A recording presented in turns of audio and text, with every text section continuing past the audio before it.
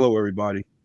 Welcome to another episode of the Sippin and Trippin podcast, where we connect with amazing people. Today's topic is friendships, the lack of, and everything in between. Mm. I am your host, Desmond Black, and the person that's sipping and tripping with me today is a former cashier at the Bella Capri Pizzeria. She's worked at the Somebody Special Daycare, and more importantly, she is currently working at Applebee's for all of 16 and a half years. She started out as a host, then moved to car side, then became a server, expediter, worked on fry side, became a supervisor, assistant manager, kitchen manager, and she is now the assistant general manager. She is the mother of five, three sons, a stepson, and a daughter. She is none other than my other half, my girlfriend, my best friend in life. She is Miss Alison Caulfield. On this platform, as everybody know, I like to conversate, educate, and entertain. So, Allison, how are you doing on this wonderful afternoon? Doing pretty good. Okay, life, life is good, right? Yeah. Get a little break when the kids are at school. Oh yeah, I know we got one coming home in like shit an hour and some change, and then the troublemaker soon to follow. It's a good thing the other two are quiet right now. So so we're gonna jump right into this topic, right? So the first question is, in your own words, what are friends or what is a friendship? So I want to say it's like someone that you can confide in, that you can give, some deep, dark secrets, things that you may not want the rest of the public to know. Right, right. And I know some of you that's watching, y'all probably looking like, what is that in front of them? I got this new mic online. It looked good. It looked like a big bright white light as I'm looking at the screen, but it's actually multiple colors. It just goes from one color to another color, like green. It goes purple, blue, a variation of different colors together. But eh, I figured I'd give it a try. You know, I bought it. Why not? But back to what we was talking about. So yeah, so friends or friendship by definition, right? Uh, a friend is a person that we know and have a bond with.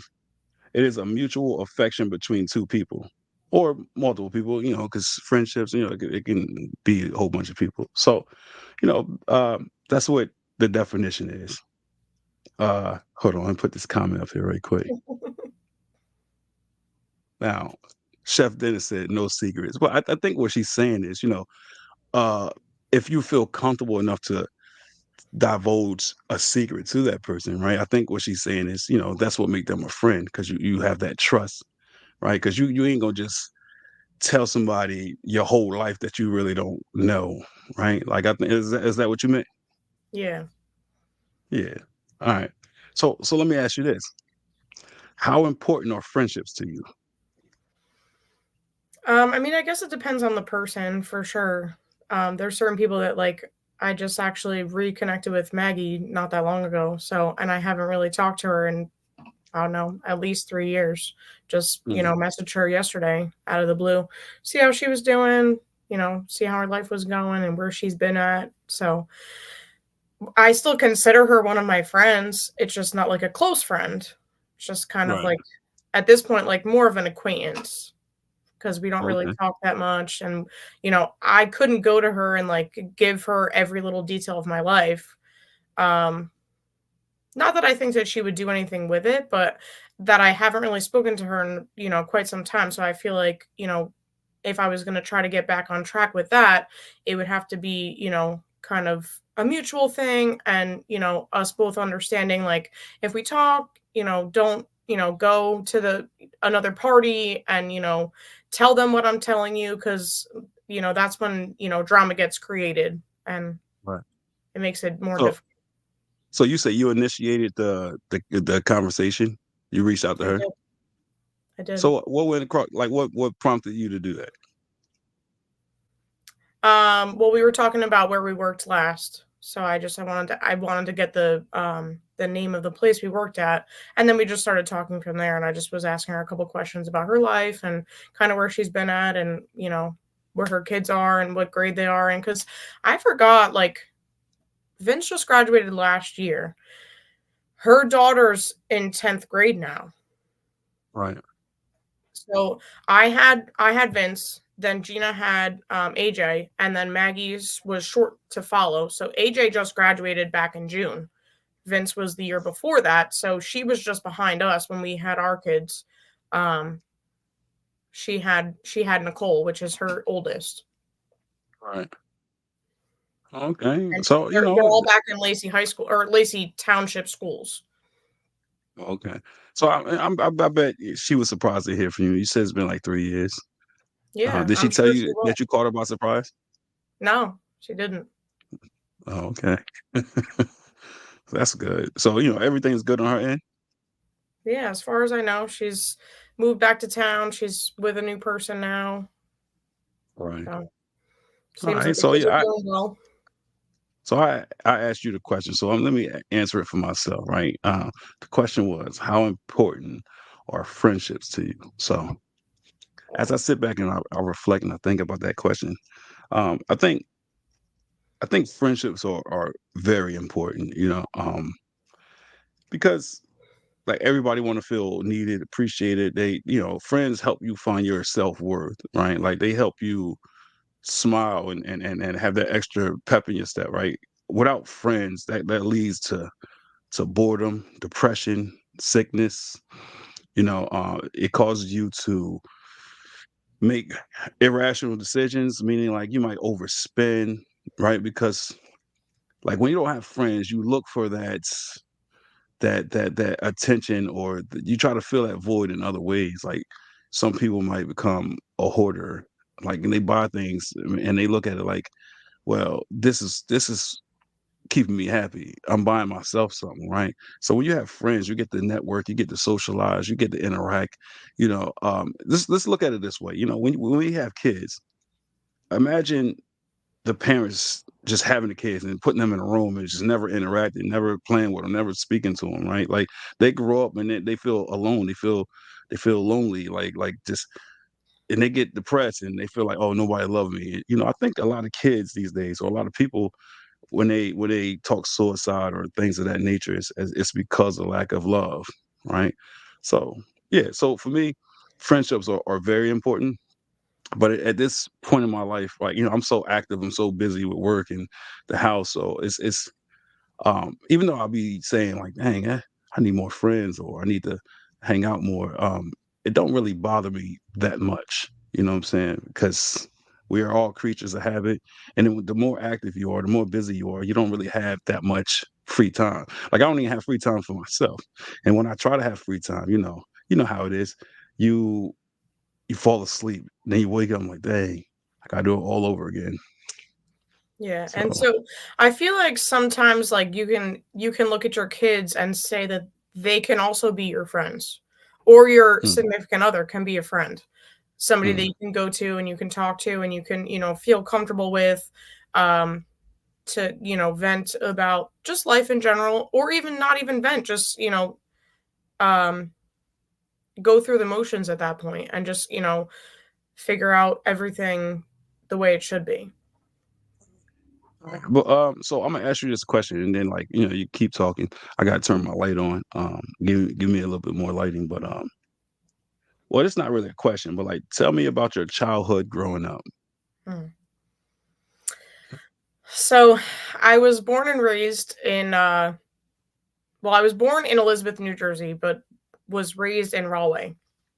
I didn't leave there until I was in 4th grade, the end of my 4th grade year. And then we moved down here and we went to so I started my 5th grade here. Right. So it was a little difficult because obviously you can't make, certain friends because you're kind of like a new person. So you don't really know too many people, and that's where I actually met Maggie. So I met her. She had just moved here.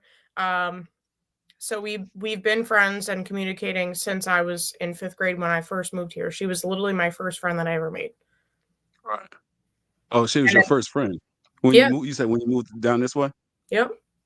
'Cause I didn't Interesting, know interesting. anybody, and I was living with my grandparents, and they live on, like, a not a I don't wanna say, like, a busy road, but it's, like, a road where, like, there's some, like, people that, like, lived in North Jersey, so they will only come down for the summer because they lived on the water, so they would, like, close up their house and just come back for the summer and kind of stuff like that, so there were some houses around us that didn't have anybody living in them, and there was some houses that had some people, but there was like kids that were either older or younger, so like it was hard to kind of make friends in the neighborhood that we lived in.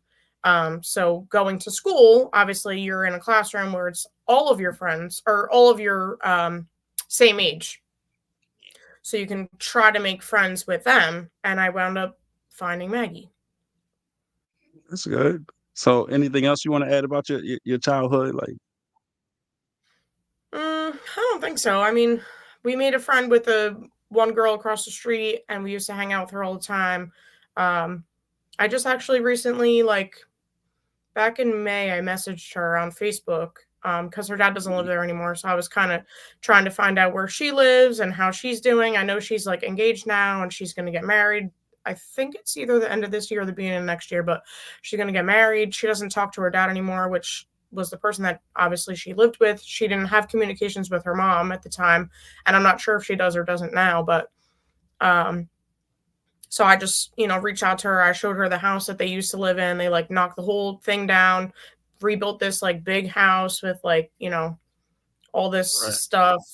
I'm sure it's probably like 4 bedrooms or something like that. So, and it was, the house that they lived in was like small. It was like a 2 bedroom, little 1 bathroom. It was just her and her dad at the time, so it, was okay for them. But when I sent her the picture, it said, "Oh wow, it's big." right. So, all right. So tell me about your relationship with your parents growing up. Um, so it's tough because I did get along with both my parents. There were certain things on either one of their ends that I didn't necessarily agree with and how they communicated. Mm. Um, Meaning, my dad is definitely the type of person that like he holds a lot of things in and he doesn't, try to communicate as well as he should. So then he thinks that everybody's supposed to just, be a mind reader and just, oh, okay, this is what you need. Got it. Um, Whereas my mom, like, she's very much like, um, likes to communicate and likes to say how she feels. And, obviously they're very complete opposites in that aspect. So it was tough to kind of watch both of them try to, navigate through life and figure out what they should or shouldn't say to each other. Like there were certain times my mom's like, "Well, I guess I can't say this to your dad. I'm just gonna go over here. I don't want to make him mad." Um, so it was tough to watch at some points because they definitely argued more than they should have because one likes to communicate more than the other, so now it makes it more difficult because now you're clamming up when somebody's giving you information, so that makes it difficult, like, with relationship wise. so what about your relationship with your sister? Up until a few years ago, it was okay. Well, We would I'm specifically talking about like growing up when you guys were younger. Like, how was that in the household? Like, did you um feel like there was favoritisms? Did y'all get along? Did y'all play a lot? You know, So we were always what outside, but I was definitely more of like a tomboyish, and I'd be outside. I'd be like helping my dad with either yard work or like building something or like taking something down. Or, when we moved to the house that my parents are currently in, like there was kids in the neighborhood that were our age. I don't think anybody was my actual grade, but there was one above me, one below me, which is my sister's age. So we would play outside all the time. We'd just, either kickball or baseball or whatever the case, basketball at one point. So mm, we got to, be outside and do that. But I was outside more than she was towards the end because she was not as much of, an outside person as I was. mm. So basically, Kate was the more girly girl. Yeah, she would be inside, she'd be, like, straightening her hair and, like, Oh, looking in the mirror, like, doing her makeup. at I what don't have age did time that for all start? that. What age did that start? I want to say like 14ish. So Oh, like right around 14. high school. Okay. Well, I mean, I guess that's that's normal. Yeah, So just what was you doing around that time? outside Oh, playing just around. always outside ripping and running. Yeah. Mm. Now you say you was like the time where you play with you play with the girls and the boys, or Oh, just I didn't girls? Or care who was outside, but if my dad needed help like doing, little odds and ends at the house, like um I can't remember what year it was, but he replaced the windows in the house. right. So we went into the house, we took all the molding off around the window, and then he went outside and then I helped him take the windows out. And then we Mm. measured it, put the new windows in, redid all the molding. So I was more of like I guess a both. It's tough to say because I wasn't like, gonna say I didn't want to make myself look okay, but I wasn't necessarily, dealing with that at that point. All right, I got you. All right. So growing up, right, like middle school, high school, um, did you did you ever feel neglected or like you lacked love or attention growing up? So when we moved down here, I'm gonna say no because my parents didn't really work. Well, my dad always worked. He worked Right. the same amount of hours. It didn't matter what he was doing or where we were, living or all that stuff. But my mom, when we lived in North Jersey, she worked for Shopper Shopper at one point. She had I don't want to say accountant because that's not the right thing, but she had another job where she worked in like an office. So it was just like a 9 to 5 or 8 to 4, whatever it was. So like most of her Right. job was like while we were at school. So she was always home. Right. Um, so I wasn't necessarily neglected from her, but we didn't really see my dad because just like us, he was working all the time. Right. He would leave the house by 5:30 to get to work by 7, and then he wouldn't come home until, like, almost 5 because 'cause he'd leave work at 3:30. So you're gone most of the day, and then, like, obviously, it's dinner time at some point, you have to eat and then get ready for bed, you got school in the morning, so we didn't really see our dad as much as, my mom. Did so the lack of time that you had with your dad growing up, did it bother you like mentally? Did it? I mean, looking Or back at or, it, or were you okay maybe. with it? Well, looking back at it, maybe. Um, but going in the motions, it didn't really affect me. I didn't really think anything of it because he was home on Saturdays and Sundays just like we were because we were in school at the time. So, okay, so Right. we get at least 2 full days with my dad. Great. So, Right. he So was so just doing what basically, he had to do to make it work. all right. So basically, when he was present in the household, he made it count. He made his time meaningful to you guys. Yeah. All right. Well, like I said, that's always good. So were you privileged growing up? So I wanna say yes. And I only say that because so after we moved down here, my mom and my dad both said like we want to give you a better life than we ever had, blah blah blah. And I'm not gonna say my dad was not privileged by any means because he was one of six. So he Mm. was, he's the oldest. So he had to battle like um dealing with this and dealing with that.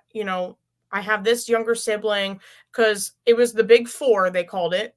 And then there was a little bit of a gap between that fourth one and the fifth one. Right. I don't remember how many years, but there's a little bit of a gap. So he only had to deal with four for a little while, and then he got to a point, like obviously, like any of us, like obviously with Vince now, like he's 19, and the next one is 10.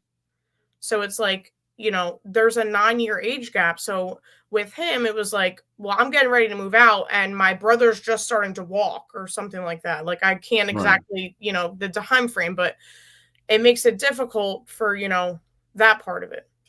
Right. Right. Right. All right. What about sheltered? Do you think you was sheltered growing up? I want to say yes as well because there are certain times like, did you hear about this? And I'm like, I don't know what you're talking about. Did you watch this or did you hear about that? I have no idea what the hell is happening. So Right. I want to say yes to an extent because I feel like I don't want to say that they were trying to like protect me in a way, but it was like, they don't want the world to change who I may or may not be. Right. And that's Now, do kind you of what think I think they were doing.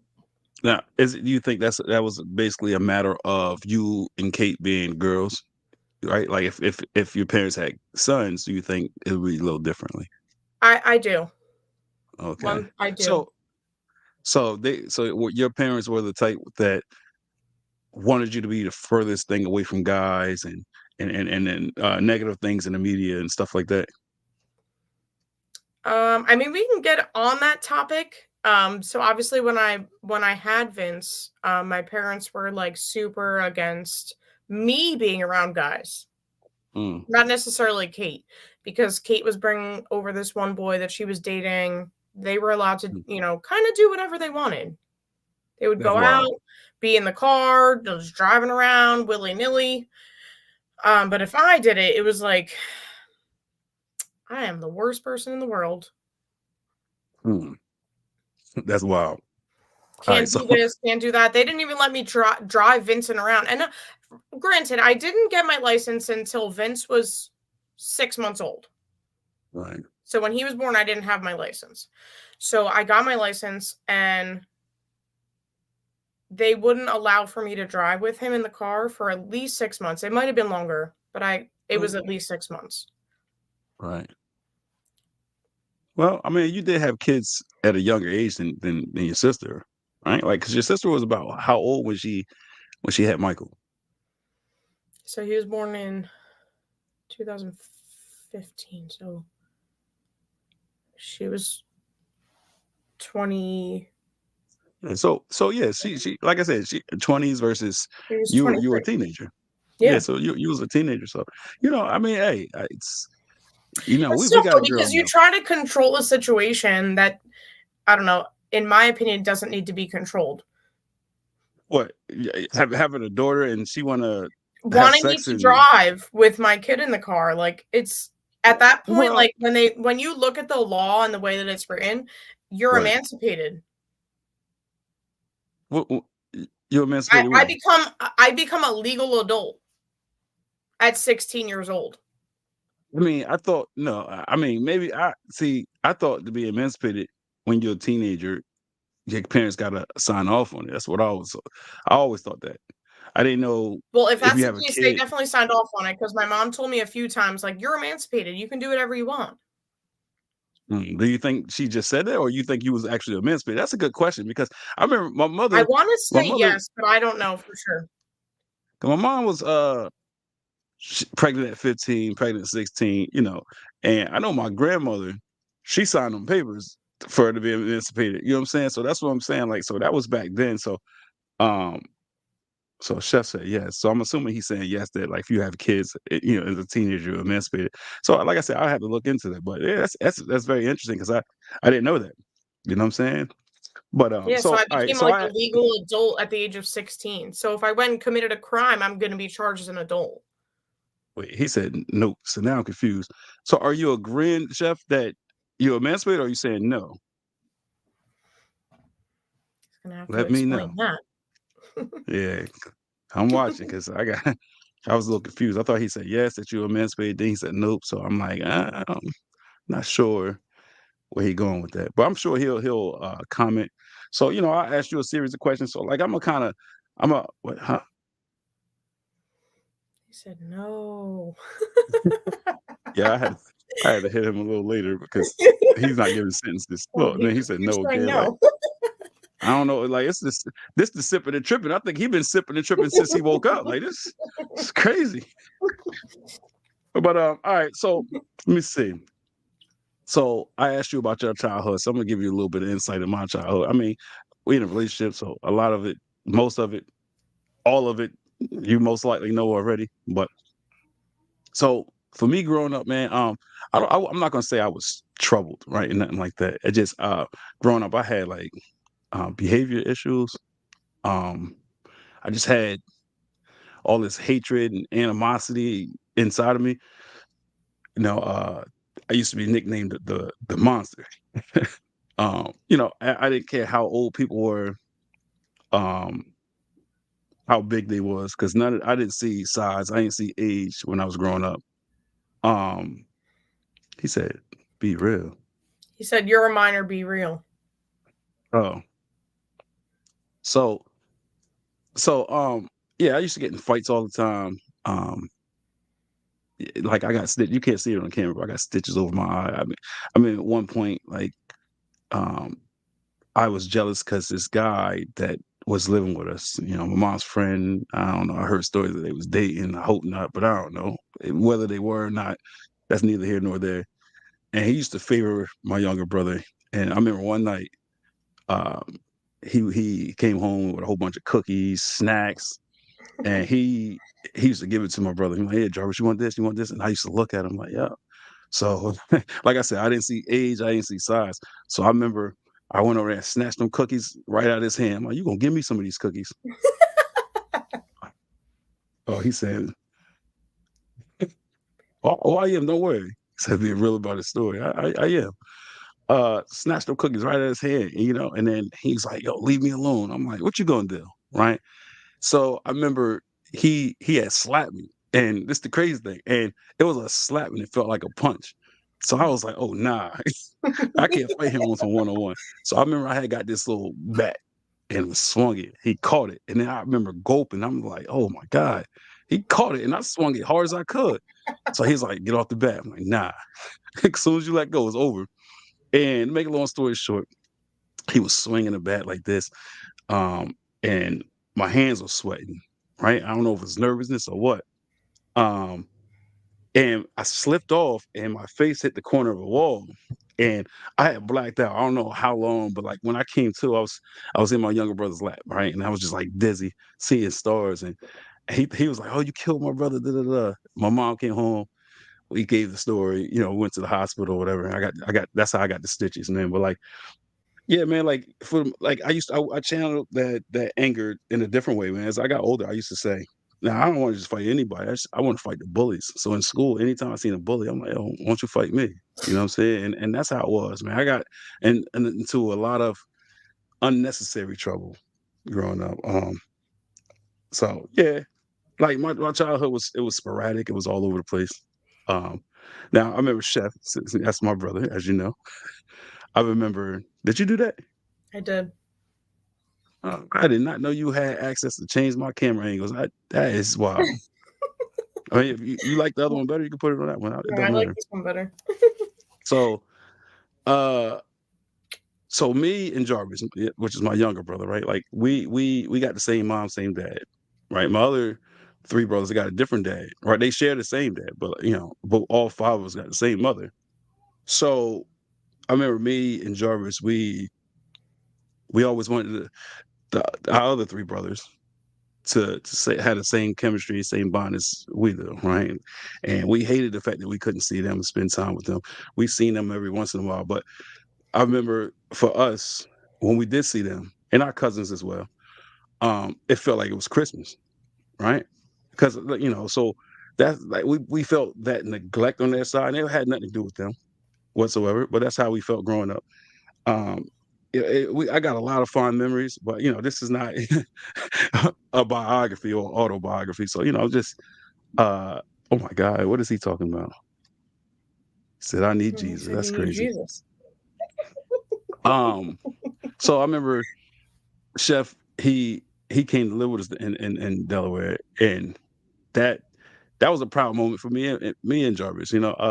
They used to play the game all the time. They used to play Madden. I used to play, but they used to whoop my butt. So I was like, they were like, "You want to play?" I'm like, "No, I'm good." But they used to go back and forth, back and forth, back and forth. And I used to just sit there and watch them. You know what I'm saying? Um, since he's watching, I remember this one moment where, uh, like I said, I used to be a fighter. I remember one time, uh, Chef, he was like, "It's time to go to bed." I was like, "I ain't going to bed." And I remember I stood up to him and he gave me an ass whooping. Right back in the day, when you got certain ass whoopings, you ain't have no choice but to go to sleep. I got this ass whooping by my brother. I, I tried to be tough with him and uh, went to sleep. I woke up and he was sitting right next to me, right? And he was like, "I love you, you know that, right?" And I was like, "Yeah." But it's crazy because right before I went to sleep, man, I was like, "Oh nah, that can't be my brother. Not doing me like that." But it's tough love, man. From all of my brothers growing up, I learned a lot from even the younger one. So that's that. Yeah, all right. So relationship with my parents. So my mother, growing up, I remember I used to get picked on in school. When you're in school and they be like, "Who's your hero?" I used to say my mother, and people used to think that was so hilarious. And me, so people laugh at me. I used to want to fight. But I used to say my mother is my hero because even times that I've counted her out, right? She always found a way to make it through, right? And growing up, I was like, you know what? She's a fighter. She's a real fighter. Not physically, but she's a fighter. It's nothing that can stand in her way. That's going to hinder her from progressing or you know doing what she got to do as a responsible mother and a woman. So I was like, growing up, no matter what happens, I have to find that resolve in myself to be like, you know what? Nah, I don't need to fight. I don't need to get in trouble because fighting and doing stupid stuff don't lead you nowhere. Like my father used to say, jail, death, things of that nature, and I ain't want neither one of those for myself. So for me, growing up, my mother was my hero, man. Growing up, when I asked you about neglect, like I remember I can't speak for my brother, but I felt a little neglect because she worked two jobs. She used to work at the Dollar General. She used to work at the YMCA, and she was like never home. And we felt like we was raising ourselves for the most part. This was when we was in Delaware. So yeah, but again, like you said, with your parents, whenever she seen us or whenever we was with her, she made that time count, right? And then always lived close to our aunts and uncles, and we used to spend time with them. Like my grandfather used to live, behind us. So yeah. Let's see. Did I feel neglected or lack of love and attention? I mean, at points, certainly. I don't know why exactly, but growing up, I always felt like for some reason I used to be like, "Oh, everybody hates me, everybody this, everybody that." So, I was far from privileged. Was far from being sheltered. All right, but that's enough for a little history for right now, right? So I chose this topic because for me, this is a good topic because it's therapeutic, right? And it will allow me to reflect on the people that's in my life, because we talk about friendships and the lack of, and when I say the lack of, and everything in between, it's just basically like friends and associates and stuff like that, But like I said, it goes back to friendships are important, because I think friendships help you find that balance in your life, right? So let me ask you this: is there such thing as a bad friendship? So yes, because there's certain people that, they'll be there and they're going to listen to you and they're going to, let you vent, but then they go to other people and they're like, listen to what Alison said. Blah, blah, blah, blah. So it becomes like, now you're just creating drama just unnecessarily when I'm just trying to, I'm creating you as my friend. And now you're just taking that and just kind of, I don't want to say throwing it in my face because that's not necessarily the right words, but you're using it kind of like against me. Like, okay, so I'm trying to vent to you because, I thought we were friends, but now you're going and you're, essentially like talking shit about Chef what said, my Chef said, real friends help you grow. I agree, right? I agree, right? You finish what you were saying? Go ahead. My bad. no, you're good. So, yeah, so I feel like there are definitely bad friends for sure because whether they don't like that you got into this relationship or that you have this job or, you know, you're not friends with this one anymore or that one anymore. So they may look at you a little differently. So that's also another thing like that you're holding against me when it's not necessarily all about that. Right.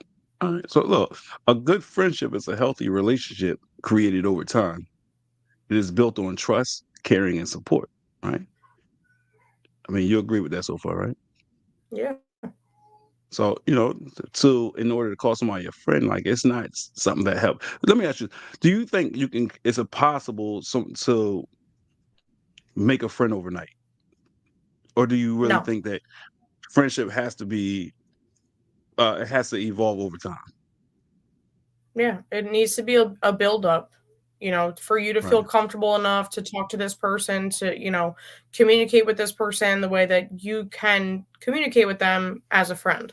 Because you're not just going to walk up to somebody on the street and be like, hey, buddy, and then give them your whole life story because they're going to look at you Correct. crazy, for one. And then two, they're going to be like, um, something's wrong with her. She's got to Right. go. Right. Right. So it's, I got you. it's a build up thing. So kind of feel comfortable enough to vent to them as much as you can. Okay. So, characteristics of a true or quality friendship are people that enjoy spending time together, people who are loyal, trustworthy, caring, and willing to listen. They are accepting and understanding, right? So, with that being said, isn't it safe to say if a friend don't exhibit none of those traits or characteristics that they're not truly your friend at all? Yeah, like I just said, like you're using certain things to build up like a wall against me towards other people too. So it's like, an alliance or whatever you want to call it. Like, so you want to, portray me to be like the bad guy, essentially. Right. When I come to you and I vent to you about certain stuff or whatever the case is, why try to, bring that up and make it seem like worse than it needs to be? Right. Well, and that's why that's why I asked, do you think there's a such thing as a bad friendship? Because I feel like if to be qualified as a friend, you gotta have certain traits or characteristics, right? So if a person don't exhibit that, to me, they're not your friend, right? So if somebody's not a friend, to me, it's like it's no such thing as a bad friendship. It's either you're a friend or you're not. You know what I'm saying? You could be a friend, acquaintance or an enemy. You know what I mean? That's just how I look at it. So a lot of people say I have bad friends, and I feel like if you once you get to that point where you say I have a bad friend, that's not your friend. You're right. So that's just how I look at things, man. So staying here for a minute, um, well, now that we broke down the definition of what a friendship is, how many friends would you say you really have? Two, maybe three. Two, maybe three. Yeah. All right.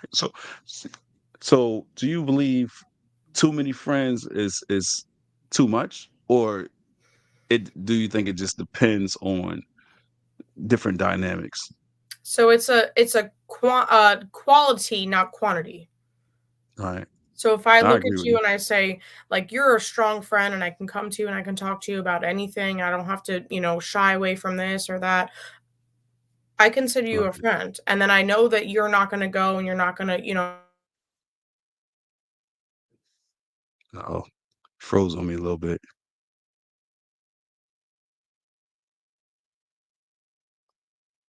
Can you hear me?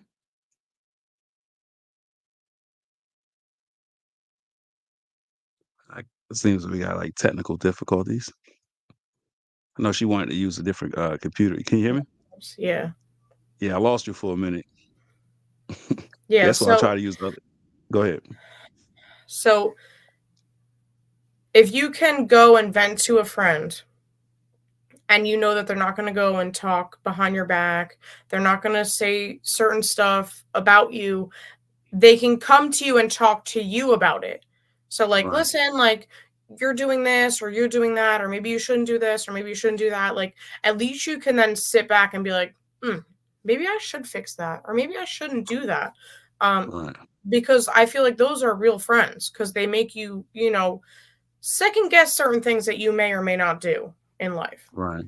I agree. I agree. So like to first, I'm gonna say this like just off the top of my mind. It might be a couple other ones, but off the top of my mind, I'm gonna say that truly I have like two friends, right? And that would probably be Joe and Brian. If I'm missing somebody, my bad. I'm just, I'm not sitting back and thinking that hard on it. But like if I had to think on the fly, I would say two friends, right? Um, and Brian's one of the newer ones, but I feel like he's a person that like I can go to and talk to whenever, right? Like he never say I don't want to hear that. He never stopped me from communicating, right? We've me and him we've talked late night, right? Same thing with Joe. We talk about a large array of conversations and topics. You know what I'm saying? And the thing about Brian is like shit. When I talk to him, he sounds like he's a therapist. Like he's wise, right? And Did you see Terrell's comment? He said, "Tag me in." uh, oh, I got you. Let me go ahead and do that. I don't know why I put that on the screen, but let me go ahead. It's about to get crazy. He's home now, I guess. What time Who is it? 1:15. So he should be home. Jalil, right? No, your brother. Oh. Yeah, I He just think got Jalil home here from too. work, Cause I think. yeah, I think Jalil's here too. Cause I hear something behind me outside. But yeah, it sound like a younger voice, man. I But don't like, yeah. think So so. It's I get Joel's he's got gonna about jump a in. half hour. Oh, okay. Yeah. So so it's 1 o'clock and 2 o'clock. Is those that's the times? So Jallo gets home a little before 2, and then Jaden doesn't get home until almost 4. Oh, okay. So we good because once Jaden come here, he gonna shut the party down. But we'll be off by then anyways. So yeah, I sent Chef the link, so he'll be joining us momentarily, man. Um, Let's go, so all chef. right,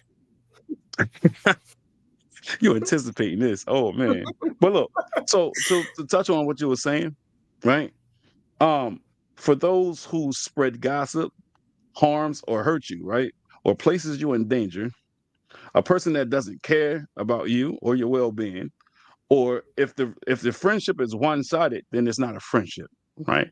So that's kind of touching on what you were saying, right? Because uh, if you allow somebody in your circle and they gossiping, they telling this one this, and oh, Alison said this, or Desmond said this, and they coming to me and saying this person said that, that's not a friend, and that's toxic. And those are the type of people you keep out your life. You got to control, alt, delete, and get out of here. You know what I'm Yeah. saying? You got to walk away from people like that. Mhm. Anybody that's gonna bog you down, anybody that's gonna bring you down and not uplift you, it's not a friend. And it's time to mow the lawn, get them out of there. You know what I'm saying? So I don't know where Chef is, but yeah. So a friend is not an acquaintance, right? An acquaintance is someone we casually know, someone we can trust. I mean, somebody we can't trust. I'm sorry. Um, and just because you speak to someone doesn't mean he or she is your friend. And a lot of people don't know the difference between the two, right? Uh, you could talk to somebody every day, like at work or whatever, and then just because you conversate with them, you might can relate to certain things. That doesn't make him your friend, right? Because this is the thing. These people that you talk to every day, if you don't trust them with a secret, if you don't trust them with the keys of your house, it's not a friend. Because that's what I want to go back to what I said earlier. To be a friend, that's something you got to have that chemistry, that bond. It's a bond between two people, and it's a mutual affection for that person, right? So a lot of people don't know the difference. They can say hey to somebody every day, but that's my friend, right? And that's where they mislead themselves, right? So let me ask you this. Why are good friendships important? Um, I feel like they become like almost like a therapist. They let you Good vent. friendships? Yeah, they let you Mm, vent when you need to vent. They let you, call them at any hour of the day and just, be able to answer the phone unless obviously they're working, but like you can, rely on them a little bit and they're not going to, right, look at you any differently and be like, "Oh, well, you should do this or you should do that." Like they're just going to let you vent, let you talk it out, and then, right, we'll try to come up with a solution at the end, but at least let you, carry on and kind of vent as much as you can. right. I'm just resetting my link. I'm not sure if you got it. You might be busy at the moment, or you might be trying to set up. I'm not sure. I just sent them another link to see.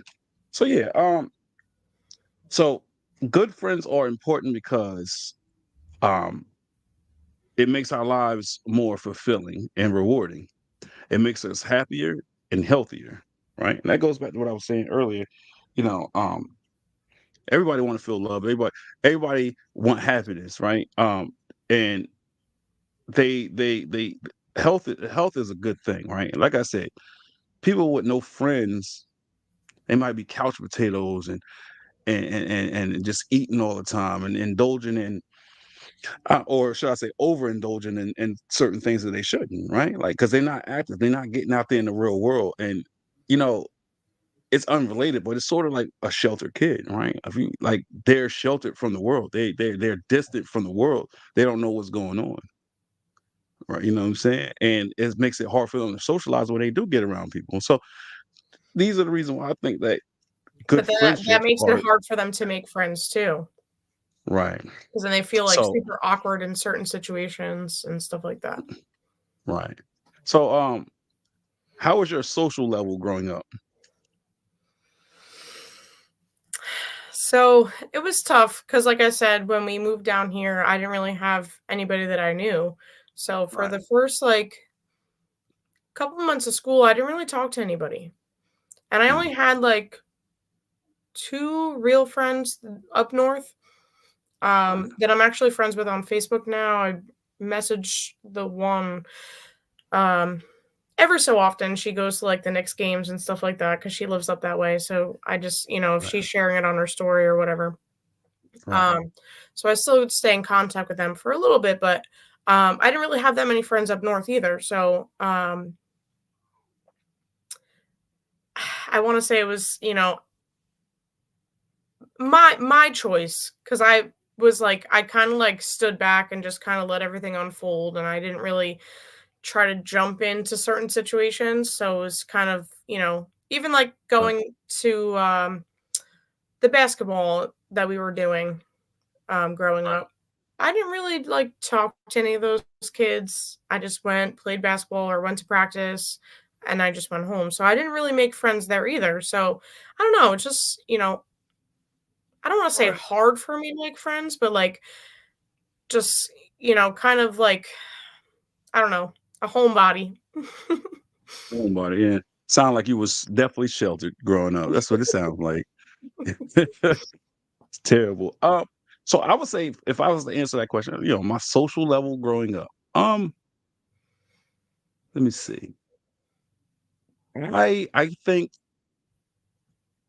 I always wanted to be uh social, but like I said, growing up, I think that I would have to say that I had it rough. I had it a little hard, and a lot of it was mental because what the heck? So yeah, so I think when I logged into your thing, it's connected to you. That's why Yeah, so you need to I'll have all the yeah, not control because yeah, I'm using your you need computer. yeah, you need to lay off that because I was like, I can send that, but I think like I said, growing up, I always wanted to be social, but I felt like alienated. I felt like nobody wanted to be around me, right? I felt like I said, I felt like I felt like the world hated me growing up, right? So that built on my anger because I'm thinking, oh, everybody's looking at me, everybody's got a problem. There he goes. So I'm thinking like Oh, the chef. world hates me and stuff. So it was hard for me to socialize the way I wanted to growing up, right? I say, let me see. Once I got to like before I get into that, so I was in this school because I said I had behavior issues growing up. I was in a school in Delaware called the Consortium, right? And that school was for uh kids that have behavior issues or had um learning problems, right? The So bad so kids. so that once I start going to that school, that hindered me from socializing the way I wanted to as well because a lot of people was like, "Oh, you don't even go to a regular school." And like I told you, I was a fighter. Anybody say something to me that I didn't feel like it was pleasant, it was going down. And like I said, I didn't have no fear growing up. Right. So going in that school, I used to fight all the time. One, because I didn't want to be there. I looked at myself as, oh, are these people telling the truth? Am I not a normal person? You know what I'm saying? It took years for me to get out that mindset. Um, so as far as my social level, I think it started to pick up for me when I graduated from that school, which was like seventh grade, and then like eighth grade, all these fears that I had of nobody's gonna like me, right? I had everybody just socializing, like I want to be next to him or I want to be his friend, and so that was an ego boost for me. And I was like, yeah, I love this feeling, right? Because for me it was something new. I'm like, I got friends, I got people that can't wait to be around me, right? So then I became like a social butterfly. I just wanted to be social with everybody. You know what I'm saying? And like I said, I ain't gonna say the anger left me, but like it died down because now I was able to channel that anger and like now I'm having fun. I'm enjoying myself. I'm around people that I can laugh, joke. You know what I'm saying? Uh, 'cause I left Delaware, moved to left Delaware, moved to Jersey, and from Jersey I moved to North Carolina. Right, and in my high school days, I would say I was very sociable, man. Like I loved my high school in North Carolina. It was built like a college campus. You know what I'm saying? It was called Chapel Hill High School, and you know, I felt like I was on top of the world, man. Couldn't nobody tell me nothing different. You know what I'm Yeah, saying? it was So, definitely a big school. We just went uh, there, not the last time, the time before that. It's big. yeah, it's huge.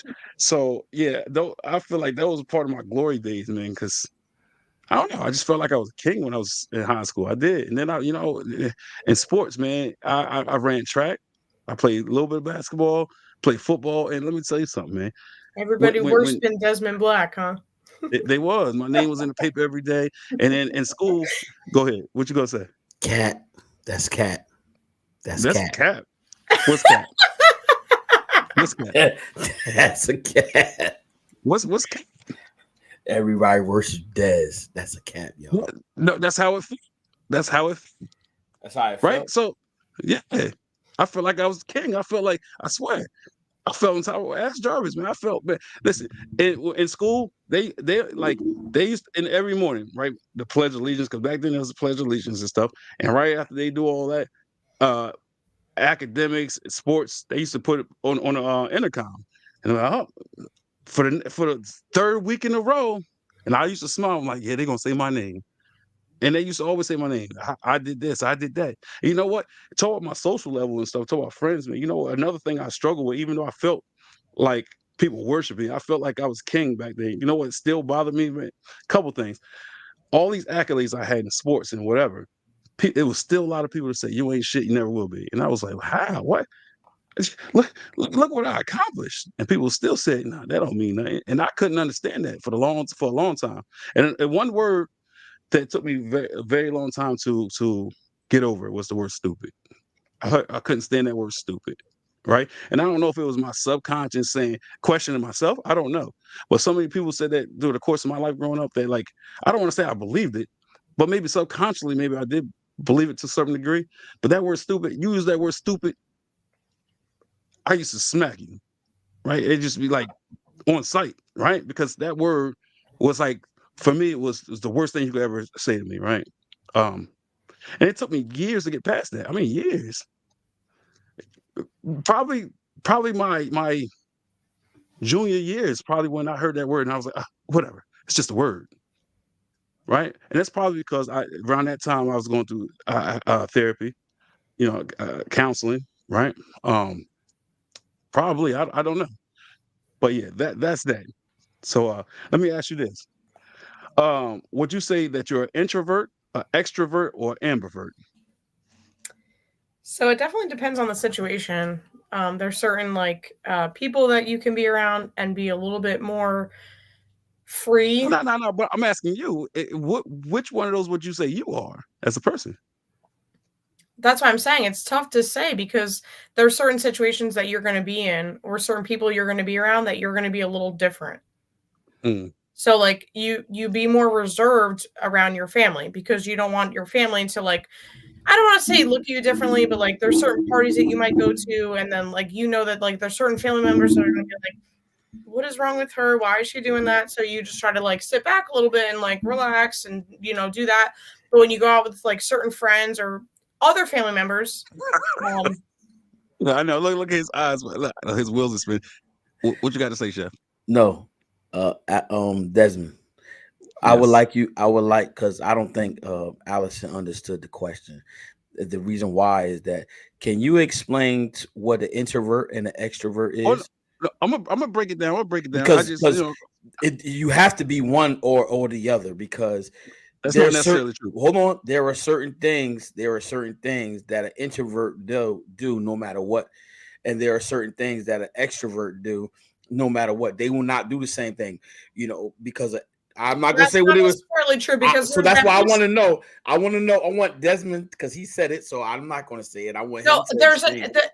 the two Oh no, no, definitions no. is one. Oh, You're oh, no, no. I'm gonna break it down. I'm sorry. I'm sorry. Finish what you're saying, Chef, and then I'm gonna break it down for you since that's what you wanted. Introverts, they do certain things when Hmm. they're in a crowd. Extroverts Right. do certain things. They require their requirements are two different things. And then there's Mm. the other one. There's the last one. They're a mixture of And both. Uh, yes, that's an ambivert. yes, the ambivert. They're mixed of both of them together. They can Right. So, maneuver in that. So go ahead. Yeah. so that's why when you said you have to be one, that's why I was like, no, because ambivert is both, Yes, they both. They're right? able to So, maneuver in different environments at different times. That's why when she said that, I wanted to hear, because I don't think she's a extrovert. I think she's an introvert. maybe, but all right. So look, for those watching that's not sure of what these three categories mean, I'm going to define them for you, right? So, an introvert is someone who is more comfortable focusing on their own thoughts and ideas than what's happening around them. They also prefer to spend time alone or with one or two other people. They prefer that over a large group, right? They tend to be less sociable, right, than an extrovert, right? Because an extrovert is an outgoing person, right? It's a person that's highly sociable, right? And it's a person that's no matter what room they go into, they're the life of the party. That's an extrovert, right? And as we just said, ambivert is a combination of both. So I'll swing it back to Alison. I mean, not saying that she's going to change her her which category do you think you fit in? I guess both. What? Why you look upset? Just go ahead. What? All right, I'm a little confused, but all right. So you don't have to change, you know, your idea or your thought.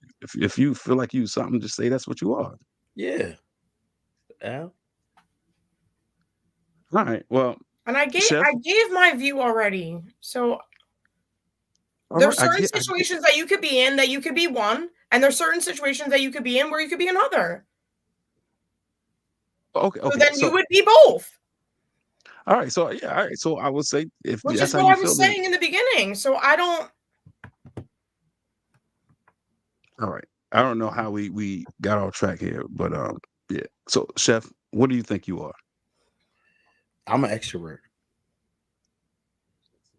You're Yeah. an extrovert, huh? I say I Yeah. think see me knowing you, I think you are a newfound extrovert. I don't think I think I didn't. To be m- honest with you, mo- I'm just so being on social media, being on different platforms. I didn't even know what that was. To be honest with you, I just learned that myself to right, to know what that is. right, Me as an individual, I can go into the room and I'm not going to sit there and not talk to people. I'm going to go to them, talk to them, have a conversation with them. If the conversation continues going on, I will continue going on. I'm not just going to sit to talk with one person. I'll move around and talk to people and have them laughing and move on. Just trying to get right, to know people, trying to experience the atmosphere, at the time, and just seeing who's there, who I can talk to, just real connected with people.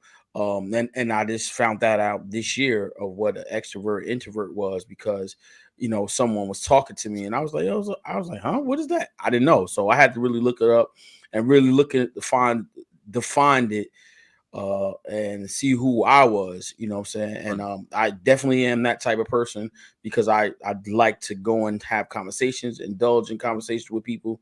And so that's how I found out that fits me. So, The description of fitting me. Yeah. right. So, like me knowing you, obviously we family, right? So me knowing you, I think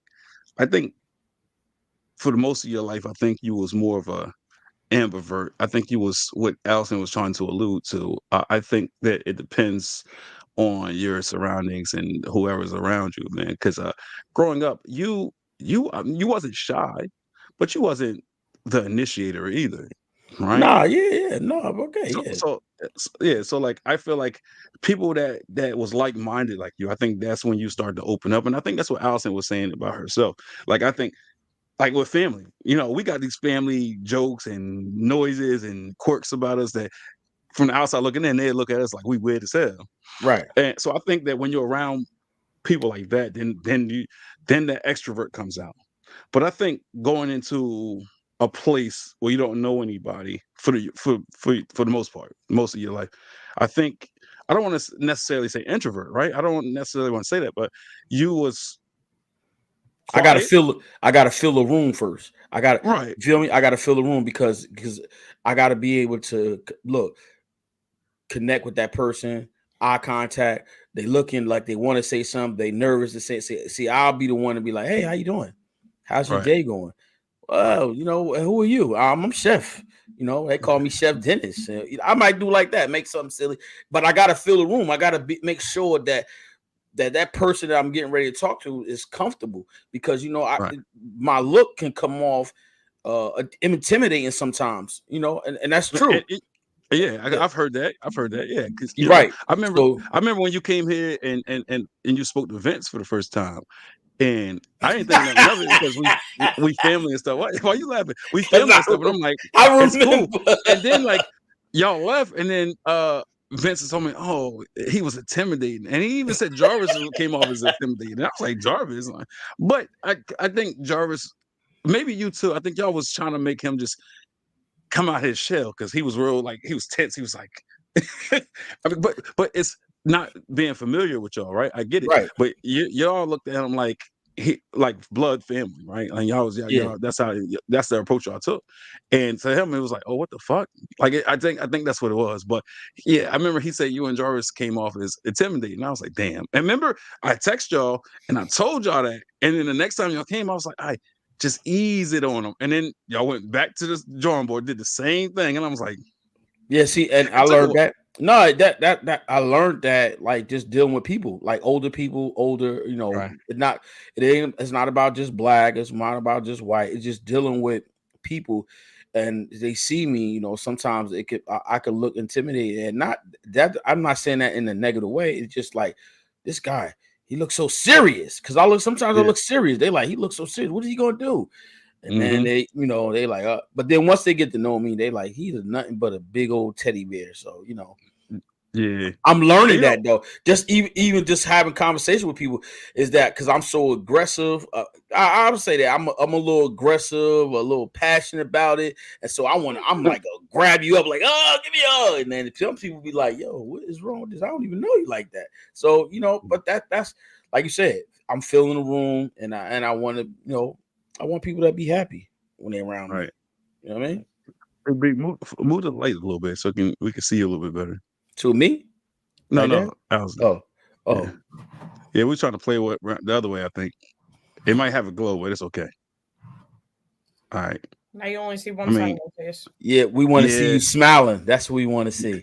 yeah. So in Yee! the room she was in, like it was crazy the lighting. You know what I'm saying? So we was trying to play around with it a little bit. But so back to what I was saying. So for me, I would say I'm an ambivert because first I'm gonna start why I'm gonna tell you why I say that That's have okay. that introvert quality in me because I'm okay. Listen, I tell Allison all the time, like sometimes you gotta have a comfortable silence. And she often tells me, not in no relationship, that don't exist. And I'm like, listen, like first thing in the morning, listen, I always say, I want the first 5 to 10 minutes to myself. I quiet. I don't good morning, babe. I'm like, oh shit, here we go again. Because It's not just one day. Oh God, he got his finger up. Go ahead. Excuse me. It's no longer you about you anymore. So you can't think about yourself when it comes down to that. If you by yourself, I'm talking about in the relationship. If you by yourself, like wifey went off somewhere and you home alone, all right, the first 5 minutes, yeah, that's yourself. But when wifey there, it's no by yourself, because guess what? Is you become one now. You know what I mean? You No, unit. I So understand you got to that, be but like, let me. when she say good morning, you say good morning, baby. Now you might be like, good Hell morning, no. baby. Look, see, It's yeah, you like got. robot. Listen, it's like Mhm. robotic. Let me finish my thought process first, and then you Yeah. can say whatever. It's just, it's like grounds. Like it's like every day. I'm like, damn, bro. Like, I want. Oh, okay. I wake up. I'm like, oh gosh, she gonna say good morning, and then now you anticipating. Like, come on, hurry up, get it over with, get it over with. And then like she'll look at me. I'm like, cool. I got a comfortable silence. Hey, babe, good morning. I'm like, like same thing when mommy come through. Mommy come through. She's all robotic. She say the same thing in the same order. She don't switch it up. And it's like, I guess a part of me, it's like it's stale. Like, and plus, it's not just Alison. It's not nothing against her. Then we got to deal with the kids. Jaden is also a robot. He comes in the same. Babe, when Jaden come in the room every day, what does he say like clockwork? Me hungry. Yeah, me hungry. Then what he say he wanted to eat? Oatmeal. Cereal. Oatmeal and cereal. He wanted 2 meals for breakfast. We're like, all right, if you're gonna eat it, he eats it. But it's like I wake up, open my eyes, I'm like, oh my God, it's coming, it's coming. I just want that comfortable silence. I want to get my bearings together. That's what I want, right? So the introvert of me, like, not even just that. Sometimes I come home, it might be a rough day, and I just like, you know what? I just want to sip on something. I want to relax. And then Allison be telling me shit that like, and this is nothing against her because other people do it. She give me a rundown about shit that I don't care about. She be like, oh, did you hear about what happened to such and such? You know what I'm saying? I'm like, oh my God, I just came home. I don't want to hear this shit. You know what I'm trying to say? So that's the introvert part of me. Like I'm okay with just. I'm not saying being alone or nothing like that, but I'm okay with just sitting there thinking, reflecting, and not dealing with nobody. I'm okay with that. I actually require that, like on the daily. And maybe it's because of my job. Like maybe because I deal with so much bullshit at work. And maybe I just want that solitude. I want that peace of mind, right? Because I don't get it. Then That do me quality a of life. favor and just sit in your car for 20 minutes. Ah, No, ding, ling, ling, ling, nah, ling, ling, ling, ling, ding, ling, ling, ling. I will come in Yeah, the there you house. go. no, Sit your butt in the but car. That's it. Yeah, what? but again, Mm-hmm. I said this ain't got nothing to do with her. It's just remove her It out the doesn't have situation. anything to do with me, but you want to have silence. You No, cannot do okay. that in the house. Would you like for all of us to leave? No, that's not what I'm saying. That's not what I'm saying. So pick your Listen, poison. let's not get Either you sit in the car or you come in the house all and of. we'll leave. Listen, all I'm saying is I'm okay with the silence. I'm okay with like this. If you're doing your own thing, they doing their own thing. I'm doing my own thing. I'm okay with that. That's all I'm saying. Right. And like I said, it's not a knock against you or anybody, but that when I say I'm trying to break down why I feel like I'm an ambivert, right? Because I'm okay with that. All the characteristics and qualities of what makes you introvert, I'm okay with, right? Like so also it says instead of large crowds, it's 1 or 2 people, right? I'm okay with that. Now, the extrovert part of me, I am goofy. I get that. I'm gonna blame my mom. I get that from her. And all my brothers, they got that goofiness. Now Wayne, the only one is he's not really goofy. He's like he say goofy things, but it's like so like out of place. Like when he said he might be like, you you look like a frog mixed with such and such. And then we be like, what? But the rest of us, we more animated, right, Terrell? Right, Mm-hmm. Chef? We're more animated. So that's the extrovert in me. Like I like to be the life of the party. No matter where I go, I be at work, I'm a clown. People be like, "Oh, you goofy as hell." I'm like, I wouldn't be me if I wasn't. You know what I'm trying to say? So I enjoy being the life of the party, but like that's why I say I feel like I'm both. I'm an ambivert because I love to be the life of the party. I love uplifting people's spirits. I love making people laugh. But it's a time and place for everything, so sometimes I'm like, I think it's based off of what my mood is, right? Because I'm okay with being alone. I'm okay with being around 1,000 people, right? So that's to me. I say I'm an ambivert, right? You had something you was going to add, Chef? No, I'm looking at the title, and I was listening to you earlier. Friendships. Yeah. It's hard. Well, so I wanted to chime in because I wanted to say it's hard to have friends that you could trust. So True. that's where you really find your true friends at. It's people that you could trust.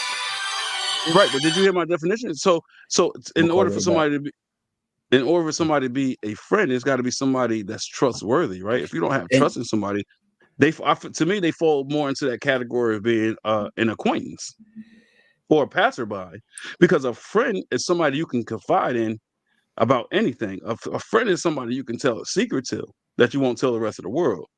A friend is somebody you trust. Like if you don't trust somebody with your house keys, right? That's not a friend. That's more of acquaintance, right? Or somebody that you tolerate. You got to accept somebody to be like if you're a friend, you accept them at all costs.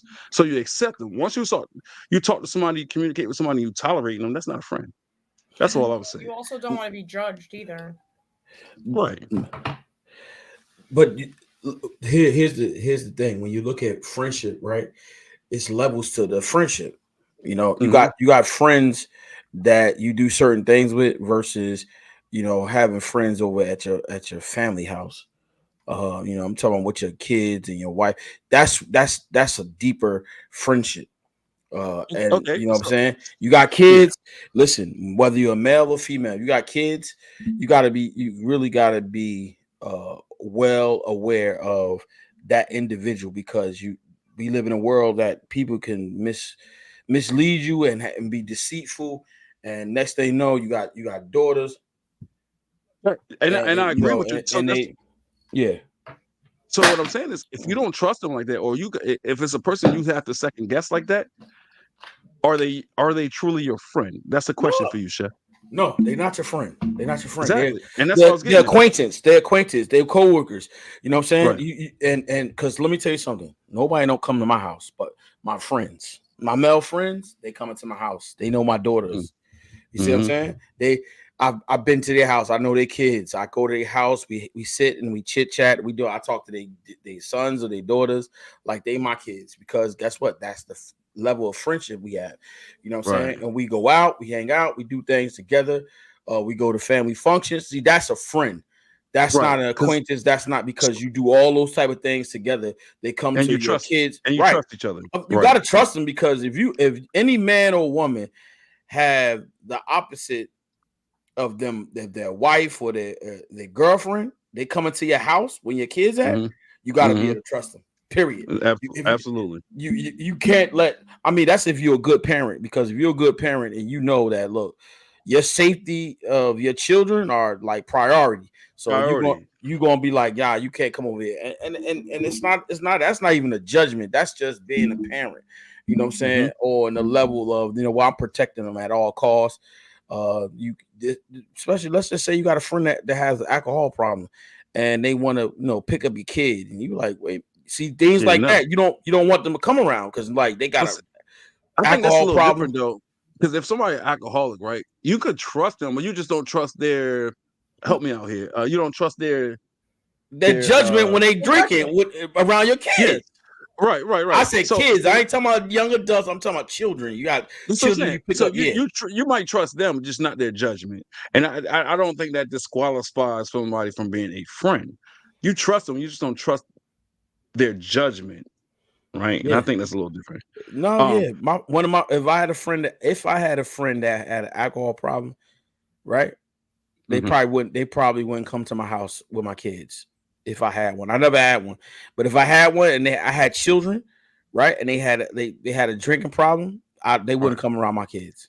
So let me ask you this, because I'm deviating a little bit. So we talk about friendship, but let's say if you have a family member that's an alcoholic, They would you allow them to your house?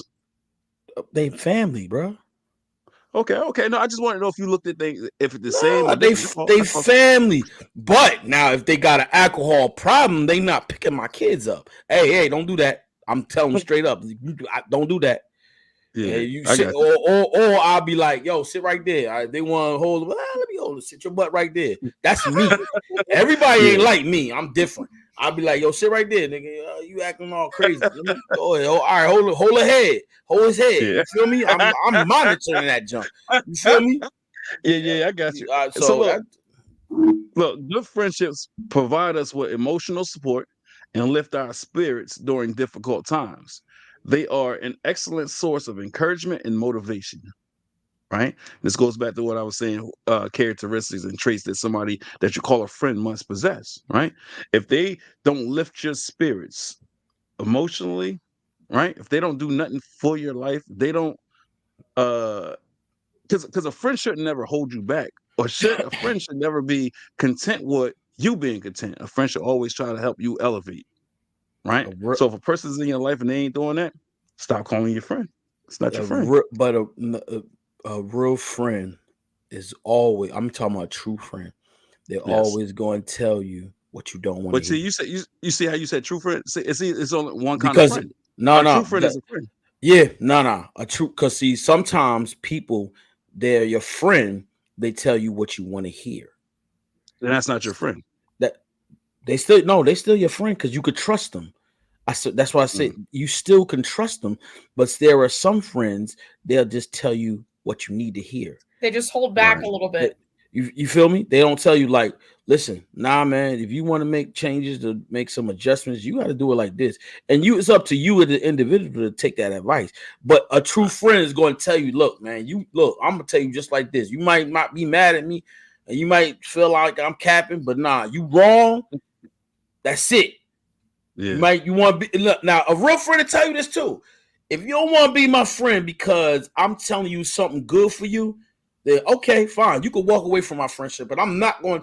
I'm not going to tell you something wrong and not to Right. do something that's going to be beneficial for you Right. and your family. So you can walk away from my friendship, but I'm telling you this to your face. So I'm telling you this. I love you that And, much that I'm gonna tell you right. something that's going. It might hurt you, and you might want to walk away. But I'll be okay with telling somebody, a friend or a family member, tell them something, right? That they Right. might agree with, but I'm telling you this, and I'm saying this because I love you. And if you don't want to deal with me because I'm telling you something that's going to be beneficial for you and yours, Right. okay, cool. That's you. Right. Now I done gave you the right idea and the right sources to channel, so Right. you could become a better person. But it's up to you to do that. And those are the people I respect. So earlier, I don't know if you heard it when I asked her how many friends would she say, like off the top of her mind, do she have? Right? She said one or two. I said two because, like I said, those are the people I respect. If people don't come at me like that and they not keeping a boat, I don't need them in my life. I told you, I live a busy life as it is. Right? So if you can't give me that kind of emotional support and that kind of guidance, I don't need you in my life, and I'm okay with not talking to you. Right? That's just how it is. But Right? sometimes the guidance that you require is maybe not what you need. You might need something that you would like trying to reject, and it's right Right. there for you. I already know what you're getting at. You gotta get out of here Hey, with that shit. don't. Oh, Hey, you bro. gotta get out of here with that Look, shit. see, look. Hey, look. Don't look at. Hey, I'm not gonna say that because obviously you know what I'm saying. So that's up You to talk, you. You know what I hey, mean? for my viewers, I want to say he's talking about God, Christ, Lord, the Bible, church, all that. I ain't got no time for it. But you know what? Now that we talking about that, and we deviating again. But No, the last hold up. podcast, Keep this in oh, mind. Hold up. Keep this in mind. Keep this in mind. I just want to say this. Keep this in mind. The topic is friendship. yeah, So friendship comes with a relationship.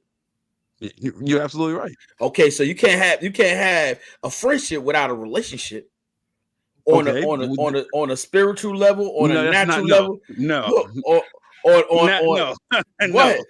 No, you know, because you try to weasel your way in there with this religion thing. But I- I'm gonna say this real quick, and I'm gonna get back on task. The last podcast, when you asked me if I gave the Bible, church, and religion a try, and I what initially was said that? no. Then I said, yeah, you asked me that. I said, what was Remember that? I ain't see that. You ain't see that? what? Something flew in front of your screen. Oh, it was a fly. That jump was big, yo. I know it was big. I It, was like, it, it looked like it was on steroids. I was like, might have a moth, but go ahead. I'm sorry for no, cutting no, you off. that was definitely a fly. They Oh, yeah, they reproduce like. Never mind.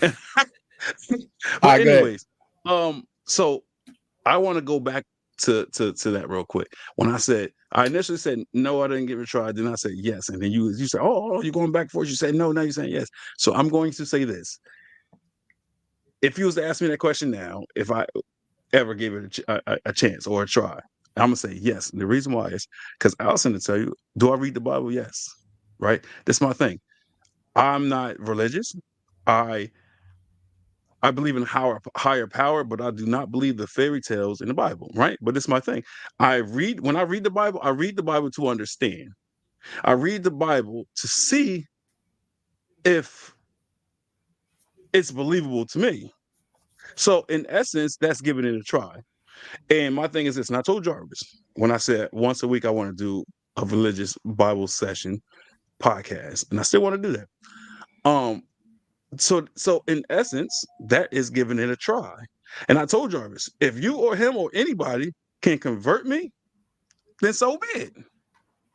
But if you spit stuff out and I spit stuff out, it's about making sense. It's not about forcing something, right, or ramming it down my throat. That's because that's not going to help the cause. If somebody's able to get me to understand and become a believer, hold on. Okay, she I got it. think I heard. Yeah, I'm about to say I heard that. No, yeah, because Jalilo's home. He knocked on one Yeah, of the doors. I was like, what the heck is that note? I thought it was me. The Yeah, bell. we left a note for him that we on a podcast, but I guess he ain't read it. But anyways, so in essence, like I'm saying, that's giving it a try. If somebody's able to convert me, then so be it, right? And somebody at work told me this because I was telling them about the podcast we had, right? Who is it? Uh-oh. Somebody, Good I for don't know who that person. at least reading the Bible and wanting to understand. Ooh. Oh snap! It's that I don't even know who you are for that. You don't know who that is? No, who is that? That's Lady T. Lady T! Amazing. Yeah, see? Yeah. So look, so for me, it's like, well, I lost my train of thought with that. You said about religion. See? So yeah, she says Lady T. So I was saying at work when I was telling them about the podcast we had about spiritual deceit, and you know what they said? You're an undercover Christian. I said, whoa, don't do that. Why you say that? They was like, listen, people Mhm. that don't believe, true believers won't even touch the Bible. But you Yeah. touching, that's the first step. And I said, oh my God. Woo! I came home and I told Alison, I was like, I Fire. said, yo, I told her, I was like, Fire. this is what was said to me. Do you Mhm. believe that? She's like, no. I'm like, listen, keep it real. If you feel like that. And I told Jarvis, and Jarvis laughed so hard. He loved it. But my thing Because is, what happens is AD is see. Look, I want to say this to you. And look, it's crazy that Alison texted me and said this. Right? It's because let me show you something. When you love somebody, I was just telling. Actually, I was just telling Lady T. Yo, listen. When you love somebody, right, from your heart, which I know you love your kids, right, and you love your 1000%. girl, you love your lady, right? Yeah. Your wifey, right? You Mhm. love her. So listen, you'll do anything and everything to make them happy, right? And you want to Right. see them happy.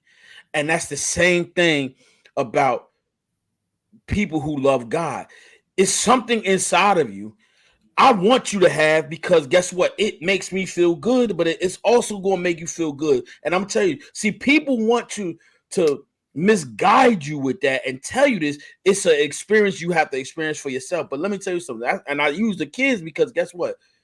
I too have children who don't live for God like I do. Do it mean that I don't love them? But no, I represent Christ. So guess what? They know the things that I do, right? And they know I love them. So by my actions, they know I love them. And it's more to just saying I love you. I show them by my actions, you know what I'm saying? And how I carry myself.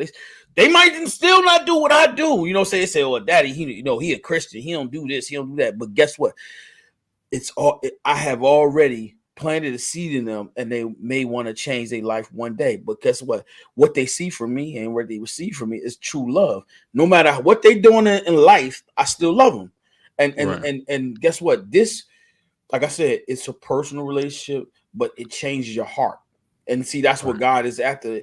After He don't care about nothing on the outside. He care about your heart. And I say I like to say is that that's why it's a great time to say that, because we talk about friendship. No, seriously. No, It, I was it, laughing at this. I was oh, Liddy laughing T at just this. put a comment up. Oh, it's great to say that is because friendship, you know what I'm saying? It's a foundation, bro.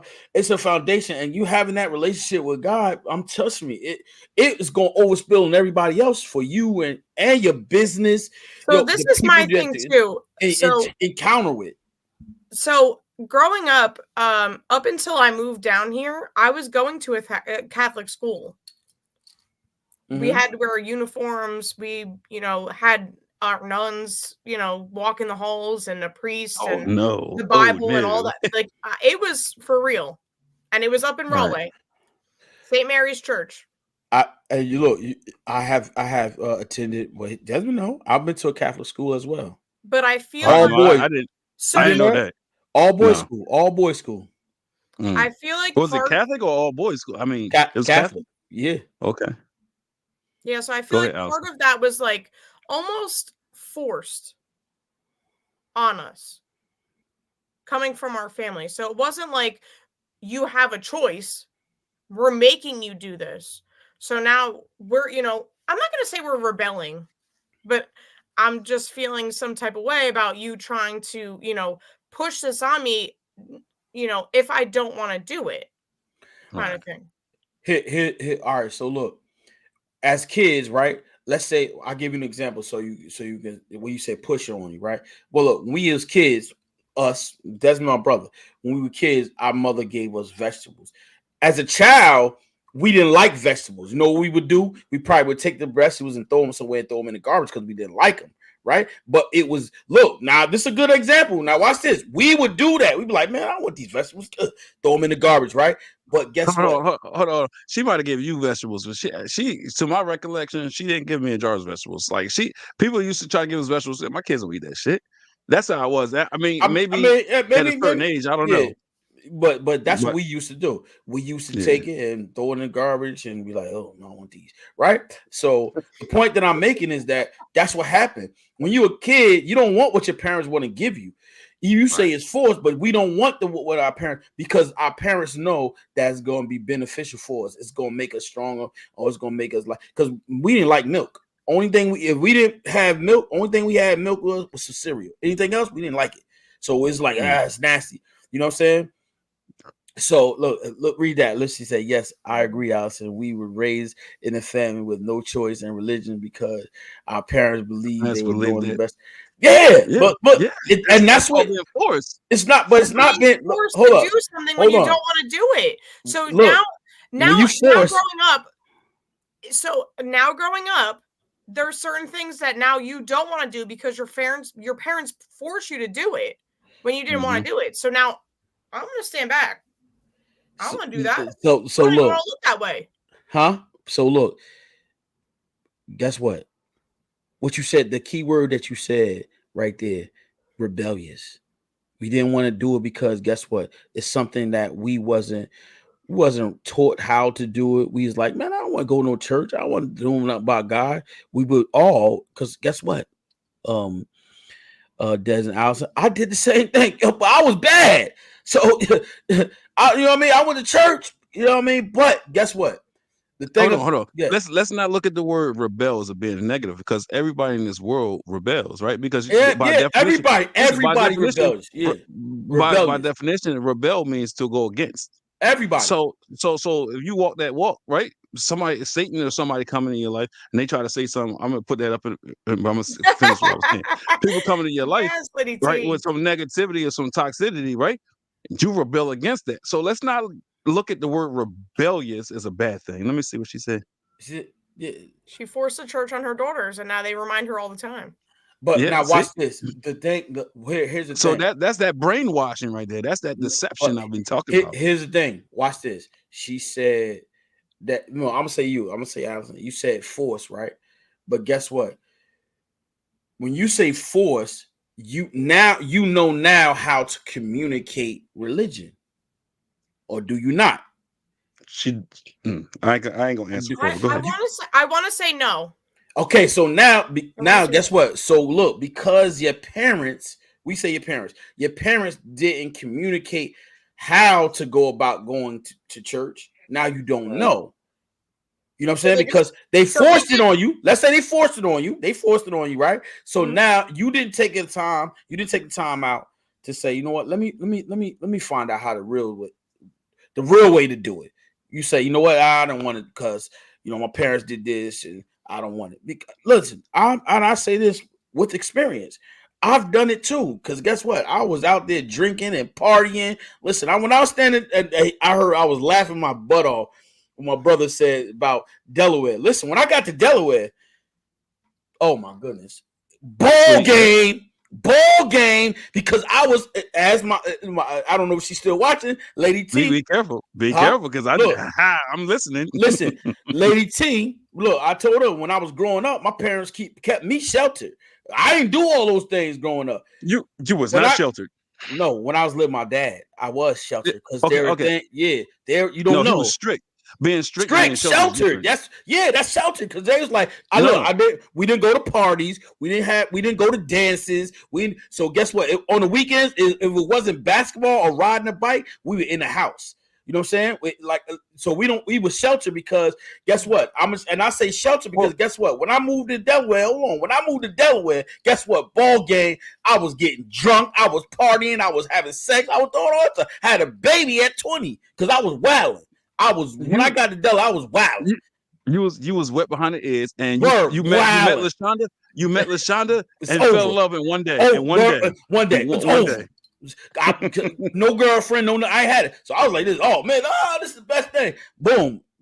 Lack of knowledge, lack of experience, or no communication. Well, I well. bounced out. So you know what I'm saying. Hold on. I What she I say? want him. Oh, They agree I now. do.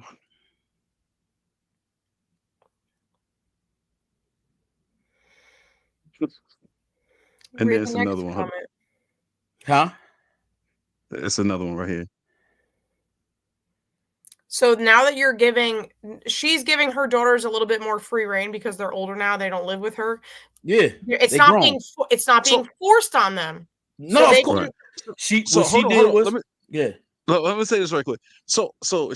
It's crazy because Lady T was like, she loved that I picked up the Bible and I read the Bible. So another one, say, going into this whole thing about religion, my main objective, my main goal was this. It was two. I said, one, I want to discredit the Bible at all costs. Right, going into it, this is what I was thinking. Anybody told they believers, I am going, if once I get you like and you can't answer questions, or you say no when I ask you a question, no is not an answer, then I feel like I won. And right, and so going into it, that was my main objective, is to prove all these, in my mind, false believers wrong, right? Mm-mm. And the other reason, my second reason for picking up the Bible and wanting to understand it is this. One thing my father said, right? It's crazy. When you're younger, you don't listen to a lot of things, but when you get older, you have a better appreciation of certain things.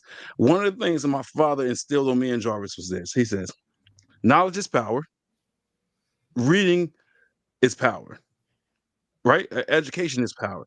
He's like, once you're able to jump in any conversation, no matter where you are, that's power. That's one thing I can say about my father. It doesn't matter what the conversation is about, what the topic is. He can hold his own in that conversation. So going into this, that was my second reason. I said, let me jump into, this religion thing. So people that talk about this religion, I can jump right in and be like, yo, know this, know that, this don't make sense, that don't make sense. You're lying, that's false, you deceitful. So going into this, those are my two contributing factors for wanting to do it. So Right. guess So like as I you said, continue, yeah. I do understand. Yeah. And when we have spiritual deceit part two, you'll see what I mean. Remember the part one, we was talking about contradictions in the Old and New Testament, and you and Jarvis said it's not. That's plenty. But so on your podcast, when I jumped on there, so I don't know if you knew. So Jarvis had texted me. He was like, "Oh man, you don't want to ruffle feathers." I'm like, "Listen, I did tell him I love him." I said, "So when I jumped on your podcast, right? And you probably look at it like I was on attack mode because that's what Jarvis said. But I went into it thinking like I'm gonna use this as a bridge to part two, right? I'm gonna get your juices flowing. I'm gonna get your mind flowing. So when we have part two, you're gonna fire right out the gate, and that's what I wanted. You want who gonna fire out the gate? You, Jarvis, both of y'all. Why So we that gonna when I fire out jumped the gate?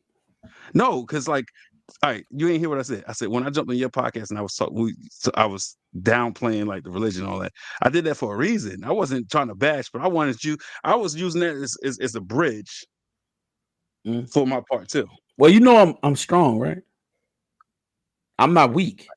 I See, didn't say the weak will fall to the side, and she said typo. The weak will fall to the side and get upset. I learned that. Oh boy, somebody. Who is this? I don't know. Religion is a bunch of stories and stuff. See, yeah, I don't know who this is, but yeah, somebody follow me. I don't know who that is. He said 1-4 account. He said religion is a bunch of stories, but those stories, which it is. All right, but here's the thing: you got to remember. See, in parables, right? In parables, you have to be able to understand and break them down and translate them. And see, if you're not knowledgeable of what they're talking about, you're not going to understand. And you say you read the Bible for your understanding. No, there are things that you're not going to understand with the natural mind. That's not true. You have to be spiritual sound first to understand it, because you look at it from a little. You're looking at it from a literal. I said literal mindset. That's not true. That's not true. Anything in life, we live in a world where if we're breathing, it's called life. Can I ask you a question then? Can I ask you a question? Hold on, vitality. So you read and you learn things for your understanding. That's how life works. What's eye for an eye? What does that mean? If you harm me, I'm gonna harm you.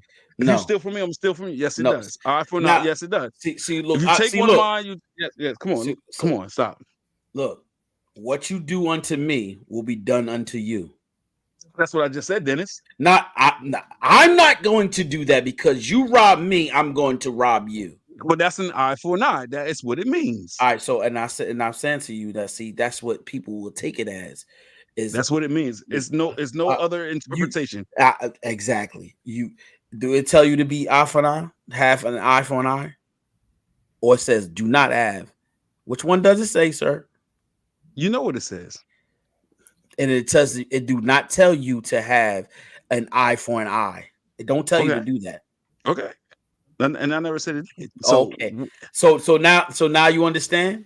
See, that's about I say some people read it and they think, oh, so watch this. Hold on.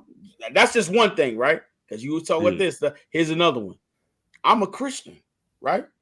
Do you think in the Bible it tells me, let you slap me on one cheek, turn the other, and let you slap me on the other?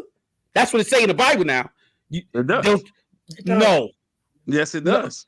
Turn the other cheek is what it says. Now, yes. you turn the other cheek. You go ahead and smack me there too. I'm not going to fight you. That's what the Bible says. Stop playing with me, bro. Look, listen. See, that's what I said. See, it's about interpretation, right? Oh, you slap me once. Guess what? Yeah, I'm gonna turn the other cheek. Turn the other cheek, and I'm going the other way. I'm not gonna let you slap me. See, we'll just break it down for you. Yeah. It don't say. Wait, let's ask me this question, and then we're gonna go into the next thing. Let's answer this question. We gotta get back at the topic. Yeah. Just answer this question. This question. Do it say you slap me on one cheek, right? Slap me on the other cheek.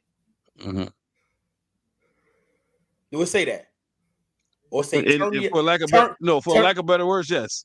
For lack of better words, yes. Because so the way you interpreted it is different than somebody else.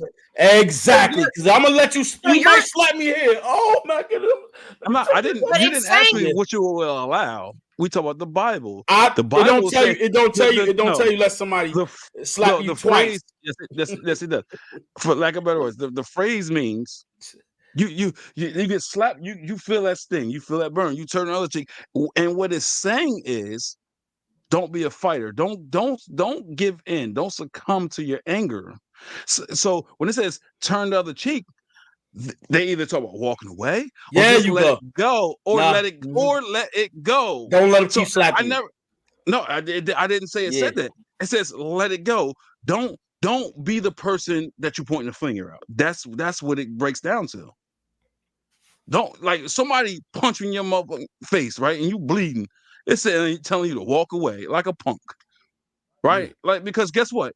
Let's think about bullies. When people bully people, you know when a bully stop being a bully? When When they somebody get finally slapped stand up on. for themselves, when somebody stand up for themselves and they sleep them, right? And or they still might lose that fight, but when they're able to stand up for themselves, and that person like, dang, all right, well, I can't bully him no more. He ain't gonna stand for my bullshit no more, right? So it's the same concept. But me, you ain't gonna do that shit to me and think I ain't gonna do nothing to you.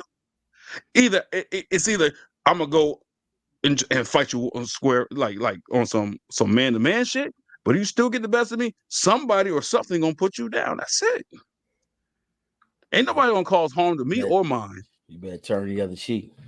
Yeah, see now he wants to turn the other cheek. See what I'm saying? Anyways, let's get back to say this religious stuff to Yeah. to Uh-huh. Fridays when we do that. Cause yeah, cause yeah, cause I'm about to have a set schedule the rest of the year. Thursdays, Fridays off. So let me ask y'all this. First, I'm gonna ask. Hold on, let me see what she said first. We're supposed to be punks by turning the other cheek. Most of us can't punk out though. Both of us can't be punks though. That's what I'm saying. Not I, me. I'm not Not me. like look, I'm Chef listen, Dennis, I'm a look, Christian. hold on, ladies. See, Chef Dennis is a deceiver. That's his Nah, favorite word, right? He's a deceiver. uh, He told us something. Oh, turn the other cheek. Somebody spit in his face or disrespect him. That monster, that beast is coming out, and you know it. but That you hold on. know it. He was the This beast and you were the monster. Yeah. See, she knows. look, hey, He was the see beast. that, I was the monster growing up. hey, look, look, D. That's what I'm saying to you. Look, there is no. Hey, you spitting in my face, then you just gonna be walking away. No, see that, and That's what I I'm ain't gonna saying. get. Yeah. But I'm not. See, I'm not gonna be in that situation where you're gonna be able to do that. You feel me? But you never I'm going. know, bro. Nah, I Somebody could know. be fake to your face. They could be like, "Hey, bro, I fuck with you, bro," and it's as simple as that, bro. What's this saying? What the hell? I gotta find out Just who this turn is. the Hey, other yo, cheek prime means grade. do Let me not know who you are. retaliate. Anybody who hits back has too much pride. I I just mean, told you. That's right. I said Walk we away. said I that. said Yeah, we said no, that. and you said no. I told you that's what it. I know what it means because. But the point that I was making to you, D, is that see how you interpreted it, and that's what I'm saying. It's about reading it, and that's not my understanding. I understood it because not when I first saw it, it came to me just like clear as day. It's like it's not. It wasn't a you know like, oh, you hit me, so let me hit you back. Nah, it wasn't that. It's like, all right, you know what? You slapped me this time, but I'm not gonna give you an opportunity to do it again. You know what I'm saying? So What the? turn huh? No, hold my bad. I was reading this right here. You know me. You had me on. I text you. What the? Anyway, I'll figure that out later. I don't know. I'm a little. So listen. Let's get back on course here, right? Yeah, And we'll talk about this religious stuff at another time, right? But yeah. do you think first I'm gonna ask Alice? Oh shit, I she said was she went back. Yeah. yeah, probably one of the kids. I'll ask you first, and then I'll ask her when she come back. Do you think that family members could also be your friends, or do you think this two should be separated? Ah, come on, man. Really? Nah, family can be friends too, because that's you got to remember the friendship part, which is that word we talking about, right? You got to remember that friendship is uh, a relationship. You know what I'm Mm, saying? You could be like, you know, your brother is your friend because guess what? Y'all talk about everything. You know what I right, mean? Your cousin could be your friend because y'all got a deep relationship that y'all talk about everything. See what I'm saying? And on top of that, it's like a bonus. You got family and you got a friend. You know what I'm saying? right. Because you got brothers, man. Like I got something for brothers. Brothers on a whole different level. You know what I'm saying? It's seriously, it's on a whole different Or level because or should be. I would say. I now would. it's a whole different levels. Because see, when you talk about brothers, you know what I'm saying? It, man, it's deep. It's deeper than what people take it. You know what I'm saying? It Because should listen, be deep. you know, your brothers. You know what I'm saying? You got there's a Look, so reason. somebody, Hmm. whoever this is put this on. Family is who you make it. It doesn't mean blood. Huh? I'll get to that in a minute. Let me Yeah, ask Allison the question yeah. real quick, and then I'm gonna let you finish. So when you stepped out, the question I asked him was, do you think that family members could also be your friend, or do you think the two should be separated? No, you don't need to separate them. If you can trust So them enough to take on what you're, trying to speak to them about, and they're not going to go and like make you feel some type of way about this or that, and you can kind of, just like your friends, you can go to them and it's not going to be like a drama thing. It's just going to be, I can come to you and I can vent, or I can talk about this or talk about that. It's definitely for sure. But you're on the now, podcast and you comment, like, what's this? Somebody understand? hey, look, He on there. I'm replying to Prime. That's it. That's all. Well, just But say look, it then. You on the podcast. yo, check this out though. But there is now watch this. There is a different level of friendship when you have a family member that's a friend, and then you have Mhm. other friends outside of your family.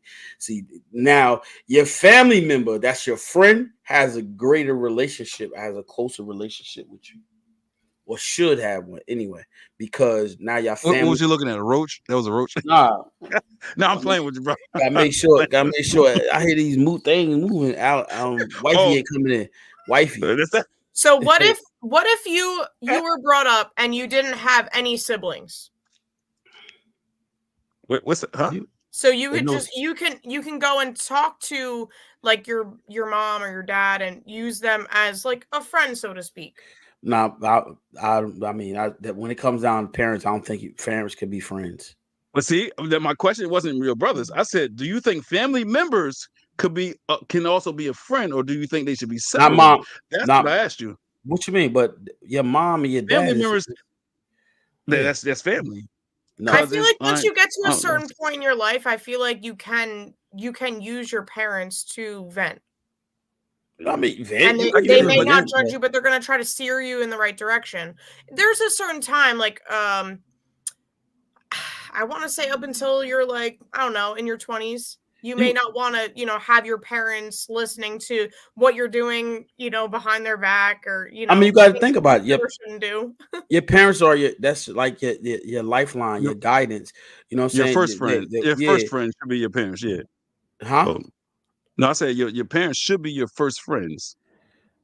Your first friend, in my opinion, because they brought you into this world, and they're your natural teachers. And Define. they Wait, now, go ahead. now, when you say that, right, you have to define friends, because now you Well, saying parents could I be. just Look, no, that's what your no, that's friends all right, go can't ahead. look. Your friends can't discipline you. Your parents can. But if you look by definition, we explained that earlier on what a friend was, what a friendship was, right? Like, so your parents should exhibit those traits and qualities. And I heard you say So if they earlier do, the bond, right? You got a bond with your it's a mother and bond. father. Okay. Exactly. So the level of friendship with your moms and dad is totally different. You know what I'm saying? You Well, can't put them on a friendship level because they cannot be on the same level as a friend that does not live with you. So when you put now, guess what? Friends. Well, hold on. yeah, Let's get one thing straight. Let's yeah, Friends are friends. Your so all your friends are your friends. Period. right, right. Your parents cannot be on the same level as your friends. No, but then at that point, they're above them. That they can say your parents. Guess what? They Oh, mom and dad as is a, huh? as a Mom and dad, parent, yeah. Yeah, as a yeah. parent, your kids should never be your friends. They are a parent. Kids go out and make friends. I mean, listen, I'm a No, little torn on whether it should be separated or not. That's just me look, being all honest. right, Because I look, feel like, D. because hold on, look, let's look at mommy. Mommy's our mother, right? Yeah. But like, I feel like I don't know. I You honestly, growing up, I was like, mommy's a friend as well, you and talk maybe to that's mommy where like a friend. There you go. yes, There you go. and She can't maybe be your that's friend. where things go wrong sometimes. I don't know, but I have Maybe. questioned it. I have questioned it. But look, mommy goofy. If she act like us, she talk Yeah. like us. That's mommy. She say inappropriate things. She say things that She From the should outside looking say, in, yeah, you be like, yo, your mother and just from the said outside that. looking in, you like, what the fuck is happening? But that's how mommy is. So like, that's why I said, like, I'm a little torn about whether it should be separated or the two could be All right, here, coincide. I'm a little torn. here's another thing for you. Here's another Allison too for you. Watch this. You say, yo, watch this now. Friends hang with friends, right? Mm-hmm. Now, I'm 25. Mom and dad 45. They 55. You think my mom and dad gonna come out with me hanging out with my friends that's 25? No, it's No, people in the world that do that though. I'm not saying you. come, It's people that come do on. that, bro. They older, right? Mm-hmm. And they want to hang out with 25-year-olds. Because Right. now you said friends. Come on, that's what friends do. We go and hang out with each other. We go out bowling. Now, I'm talking about my group of friends hanging out with my mom and dad because they my friends. Yeah, nah. So I ain't my with that. parents actually, what was it, 6 years ago? They set up a party for me to have for my 30th birthday. No, listen. What? They set it up. Yeah, They got in touch with all the friends that I talked to, and they I had think them that's come weird. too. no, they wanted We to were come. all at the bar together. I mean, look, they wanted to. You said 30. I'm gonna keep it 100 with you and keep it buck. 30 is a special year. It was. I turned 30 6 years ago. That's a why are you looking like that, D? Those are monument years. That a 30 when you turn 30 as a young adult, that's a I think 20s 21 is the monument. monumental. Look, 21. Yeah. When you turn 30, monument. When you turn 40, when you turn 50, 60, 70, every 10 years is monument, bro. And you could ask anybody that's older. You said well, you know what I'm saying? Yeah, see what I'm saying? That's what I'm saying. I'm a little torn on it though. No, look, he said D. I mean about friendship from the parents first. Yeah. That's what I said. Not parents you. are friends not Dennis first, is what Desmond. she's Not saying. Dennis Desmond. Huh? Yeah. When that she talked about with me, she sided with me when I said I feel like your parents are your first friends because they develop and they teach. They teach you. Friends, friends, look. But that's where you get your first interaction. Your first bond is with them. So when you don't know nothing about the world. Oh, hold on. She's doing it. I'm saying they teach how the child how good people are supposed to behave, but the child will see the parent as an enforcer on order in life sooner or later. Yeah. Yeah.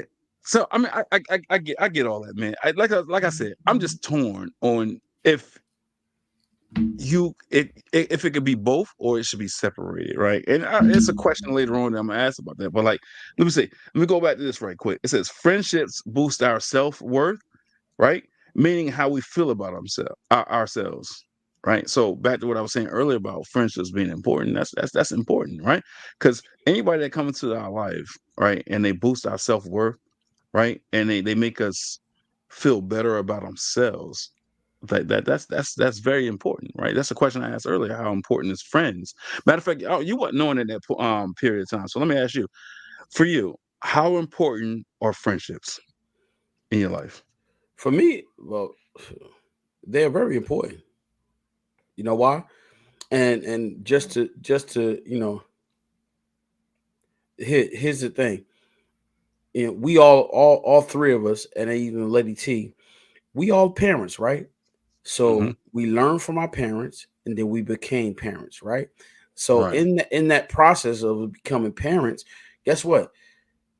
We all four of us know that our parents did something wrong, and we's like, yo, I'm not doing that, right? Right. Guess what? Now we go back to our friends and we say, you know what, man, my dad did this, and you know what? They give us some advice. They give us some words of encouragement. Well, you know what? If your mom did this, your dad did that. You know what I'm saying? Think about doing it like this. So the point that's how we all grow, though. Exactly. Look, that's the difference between a friend and your parent, because your parent is only going to do what they feel like is best for you, but it could be wrong, right? And it could not be something that it could hurt you and hinder you. And so now, guess what? Now that friend, which is your parent, did something that how do you get that? How do you accept that and say, you know what? This is wrong. let me go back to my parents and say, yo, you was wrong. You shouldn't have did this. Come on, friends, you can do All that. right, two things I'm gonna say. One, you said parents say something, you go back to your friends and say this and that. It's a lot of people in this world. They go to their parents and say the same thing about their other parent or their friends. So it goes both ways as far as that aspect. Now, the second part is this: you said, how do you do that? First of all, it's part of life. It's part of growing. Like if you can't come to your parents and express yourself, something ain't right in that household. You should be able to come back to your mom and your dad and be like, listen, I respect you, but I don't like how you said this. Now you got to seek to understand. If you can't seek to understand with your parents, something is wrong in that household because you got to give your child the freedom to speak their mind. Because if you don't give somebody the freedom, the keyword freedom, guess what? Slave. So your kids are a slave to your household? No. You got to give them vitality, right? You got to give them life. You got to give them free will, as you always like to say. You got to give them the free will to think and be who they are. Now So you give the guidance to them, right? Speaking about guidance, Lady C said, be a friend and a parent, but more guidance as a parent to help them grow. You understand what I'm saying? So that's what I'm saying.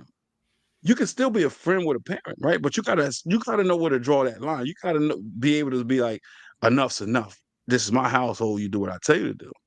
That don't mean you can't be a friend because earlier what you said about a friendship was this. You said some people might be like, oh, you said a real friend would be like, listen, if you don't want to listen to me, if you want to abandon a good friend because you don't want to hear it, then go ahead and walk away, right? And I said, right. if somebody that talks to somebody like that, that's like parent like that's that guidance that a parent would give you, right? Let's circle back now.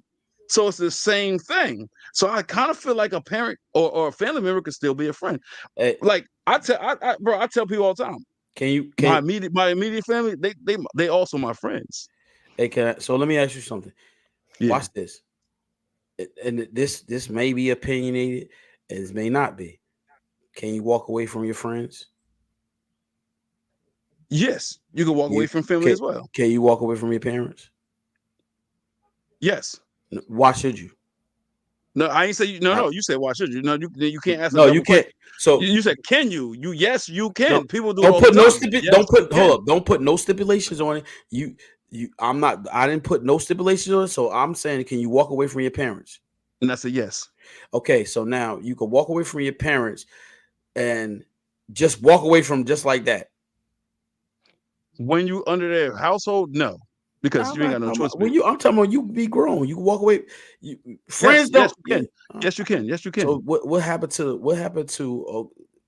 the love that you had for your parents versus your friends? Come on, be real with If yourself. no, I'm what do you you. mean? If it's You that gotta. bad that you can you ask me, can you walk away from your parents? The answer is yes, right?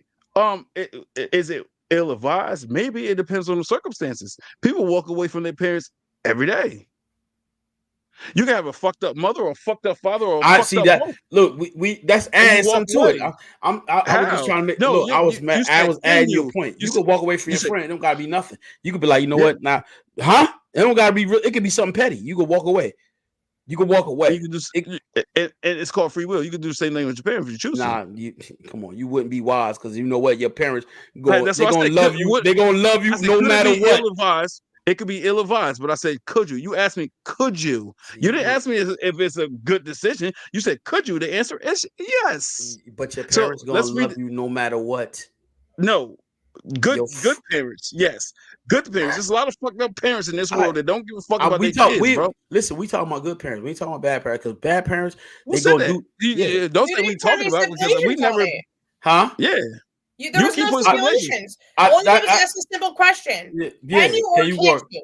Yeah, can So you? now he's saying there's no stipulations. You ask a simple question: yes or no. Right. You can. 1000% you can. It You. doesn't matter Oh, that's the adding. Look, it circumstances. was a question. It was a broad question, and look, now both of you added a stipulation on it. I didn't say good or bad. You walk away because now you said they messed up, Oh, right? I answered you when I said yes, and you said no. So therefore I did. Anyways, this comment says friends teach friends how to be friends.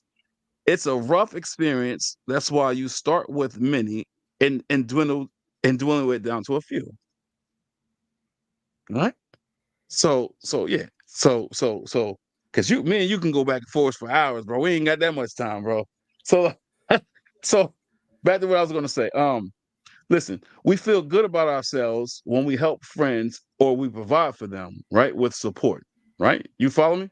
Yeah, I mean, So if let's say you have somebody in life and they do something for you and they feel joy, they find happiness in the fact that they was able to make you happy. That's to me that's a true friend. You hear me? hmm So the topic was about friendships, man. Friendships, the lack of, and everything in between, right? Like, so you, it's not about a quid pro quo, right? It's about if I do something for you, I'm doing it out of goodness of my heart, right? Like if I give you money, boom, I'm doing it to help you. I'm not looking for nothing in return. Once you start looking for things in return, now you not that's not now if you're sitting there and say, I want to help you, but listen, financially, I'm not there. So if I help you, I need some kind of compensation. Like I need you to pay me back. That's a little different. But if you do something out the goodness of your heart and they never asked you to do it, I mean, if you do something, but they didn't never ask, that's not out the goodness of your heart. If you go to them and say, "Oh, you got to pay me back," no, I didn't ask you for that. You know what I'm trying to say? So this is how we weed out what a true friend is. You know what I'm saying? yep. So I'm gonna ask this question to Allison first, and I'm gonna ask it for you because you jumped in later. So like I asked her a series of questions about her upbringing and childhood and all that. So Allison, let me ask you this: um, would you say it was easy or difficult to make friends growing up for you? I That's a want to good. say difficult. Um, How come? so obviously we were in a Catholic school up until, like I said, I left there in fourth grade and moved to a whole different part of the state. It wasn't Mhm. just like a little bit away; it was like an hour or so away. So it made it difficult because now the friends that I did make, I'm now, I don't want to say losing, because I still, like I told you, like I still talk to them from time to time on Facebook now. Um, but it made it more difficult to, I guess, adapt to the Right. situation that I was given. It echoed a little bit. What happened? That's me. That's me. My bad. I cut it. Oh, okay. So you have to kind of change your whole world at some point and kind of get a little bit more comfortable and equipped to a different world, essentially, because up north Jersey is definitely way different than down here. That's true. Up north is faster, right? Down here it's like slower. It's like moving from New York or New Jersey or Pennsylvania, and you going down to like North Carolina, South Carolina, Tennessee, something like that. You know what I'm saying? It's just a different lifestyle. But go ahead. Yeah, so it just makes it hard to find some friends or be comfortable to make those friends because Right. you're in a whole different environment. Like besides the school itself, like you're in a whole nother house. There may be certain people, like I said, we moved in with my grandparents. So like, am I inviting friends over to come hang out with my grandparents and my parents? We didn't have our own Well, house at that point, so it was a little bit more well, difficult to kind of make those. so in case you was like a little confused about some of my questioning earlier, like that's why I was asking about your childhood, and I asked you if you thought you was an introvert, extrovert, ambivert.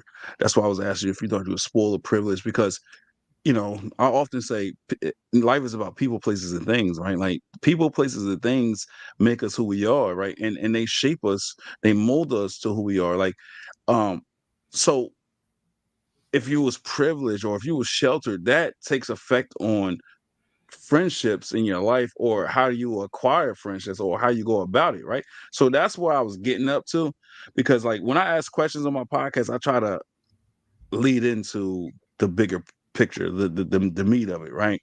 So But I did when say I I when was I sheltered for sure. They so did so keep that me. so that in itself make it hard to find friends. You know what I'm saying? Because sheltered people, right? Because the term sheltered means when somebody keep you away from the world. They keep you in one little tight bubble, right? And they don't give you the room or the freedom to experience life as you see. It's almost like you're a puppet and they're controlling you, right? And that takes effect on how we approach friendships, right? So that's why I said, did you find it easy or difficult to find friends growing up, right? Like so yeah. So I people that sheltered, like, some people might find it easy, some people might find it hard. That's what I was getting at. Like, it depends on how your approach on life and in this situation. Chef, you with us? Yeah, I'm here. Oh yeah, I'm listening, brother. Oh, I thought he was like this. No, no, no, no, no. I'm listening. So yeah, back to what you were saying, babe.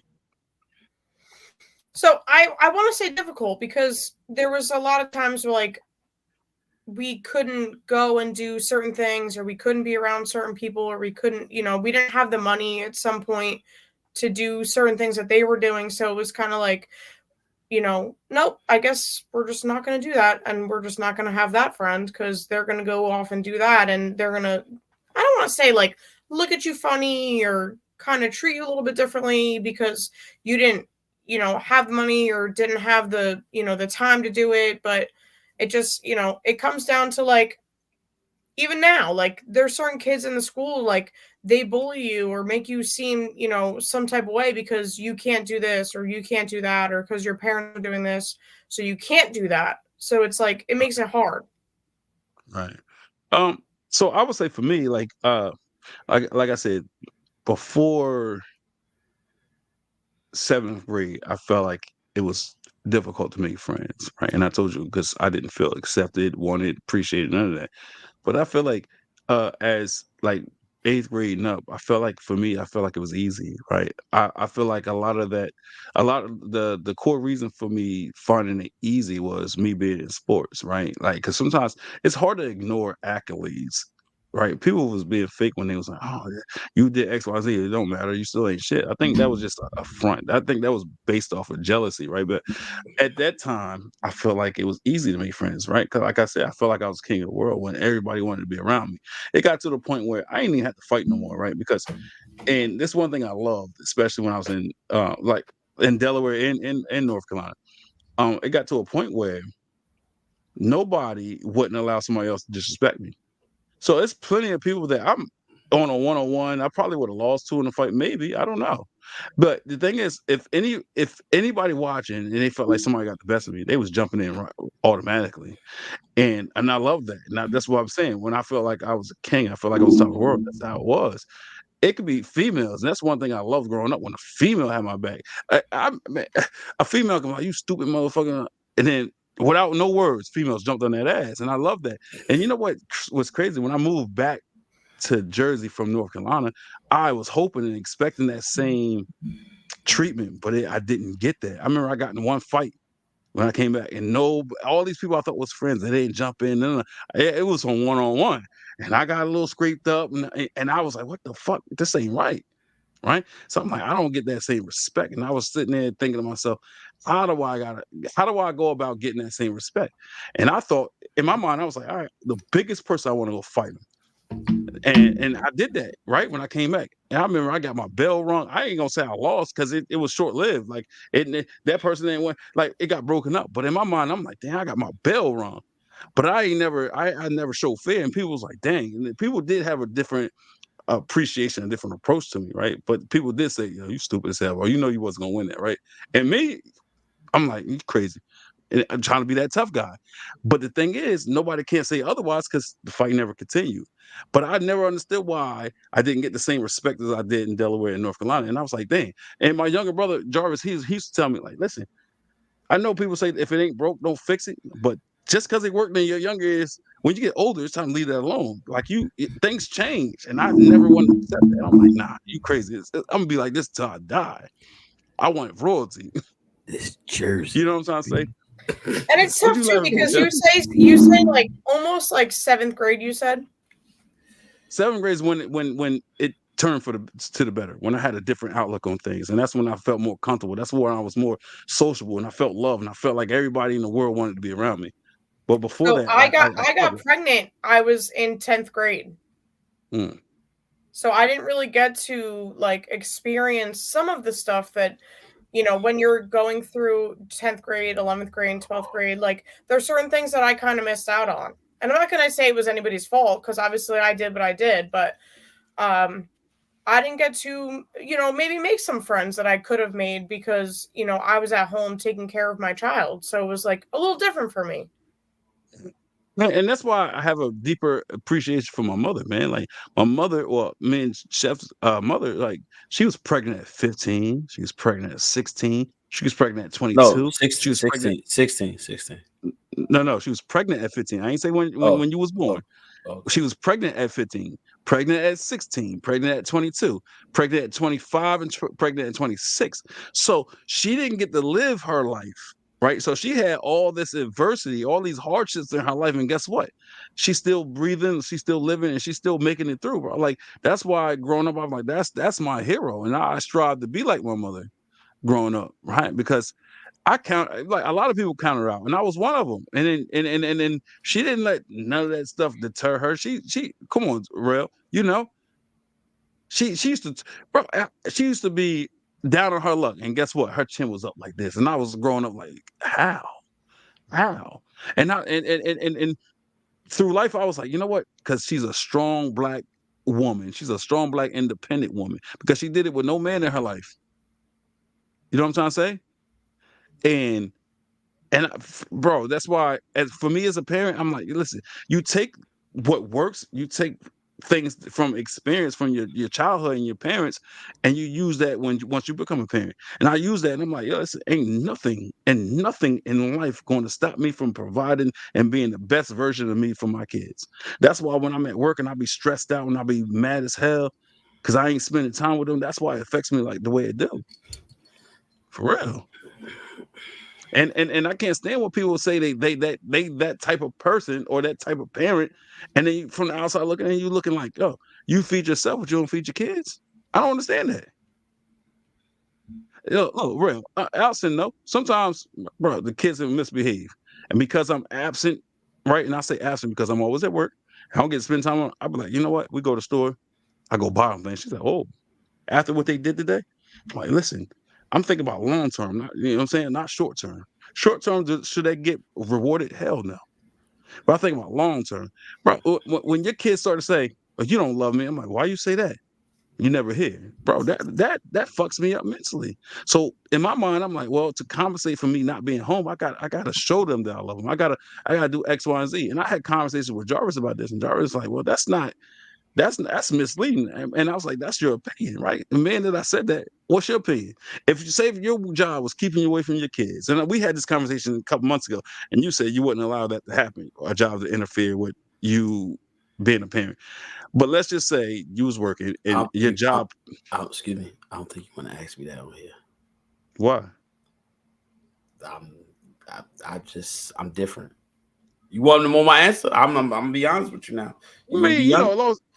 yeah, go fuck it, go ahead. It's sipping and All right. tripping. We tripping right now. Oh, we tripping. My nigga. We tripping, y'all. We about to trip right now. Whoa! Here we go, y'all. Not on no shrooms or nothing like that, but yeah, we tripping. We tripping. No, but for real though, like all jokes aside, like that's why we brothers, because we got the same mindset when it comes down to the family and the kids. Now look, so for me, it was like, all right, I had to pray about it. I had to really focus and say, God, no, I want to be home with my kids. Now, when I first started at my job, I've been at my job for 17 years. When I first started there, I was 30. I'm 47, right? And I worked at nighttime. I was like, oh, heck no. Wait. You was in your profession that long, not your job. Because you used to work for the I've Marriott, been now you work I've for the West End. I've been at my job for 17 years. Marriott and West End is two different I've been at my places. job for 17 years. All right, I got you. Go ahead, Okay. continue. Thank you, sir. I've been cooking, I've been chefing it up for 28 years. All right. Yeah.